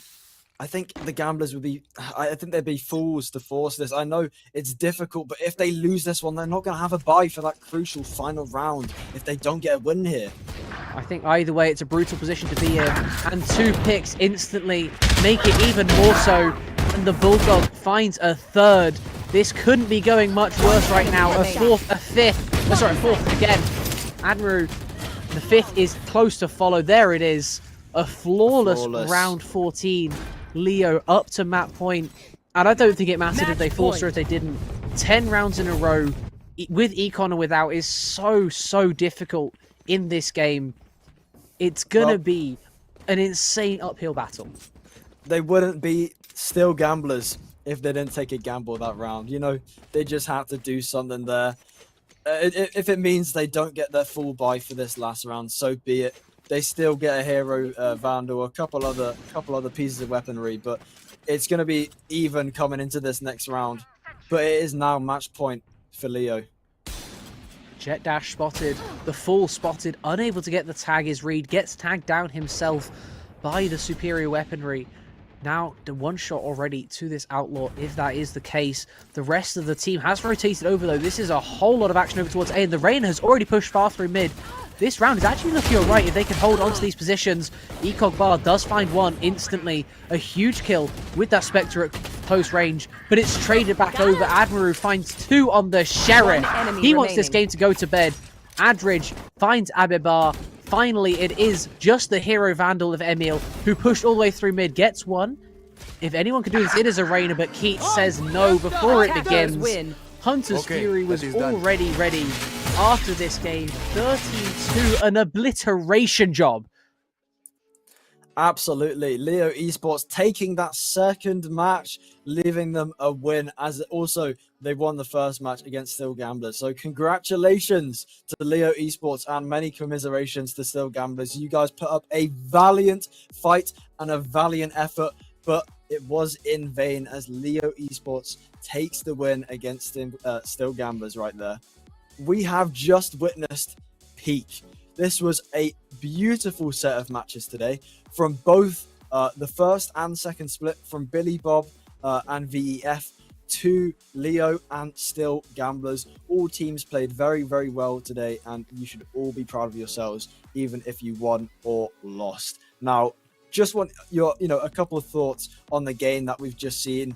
Opinions on who should be the MVP. It's a difficult call. Everyone from Leo stepped up today. I don't think there's a single person who you can say is the least valuable player. I think that's a great thing to say about a team when they're all playing so well. What springs to mind, though, has to be Adridge. His gunplay on that first map was so pure. So many kills. The pistols were beautiful, especially. Going into the second, Amiru, a solid rock. Every single round, he seemed to find at least 1 when he was called on. And that's why they ended the second game 13-2. They have let the other team get 6 rounds the whole day. That is a crazy thing to say after a best of 2. This was an absolute stomp job, and I think giving MVP to 1 player is going to be a bit of a travesty, because I can't think of only 1. Of course. I mean, if you're looking at the scoreboard at the end, it seemed almost even, equalized throughout the whole team. I think if I had to pick a player, my favorite player from that play right there, I think Admiral put in a lot of work with the operator, but actually the whole team was just so good. And I think it's been an amazing day with 2 great splits, 4 great teams, and 4 great matches that we've had the pleasure of casting and watching today. Also, special thanks to the production team. They have done absolutely amazing. So props to them. Just a great games today. I've been Icky Dragonfly. This has been Rue. And again, this has been SOL Valorant Division 1. And we will see you in the next one. Take care.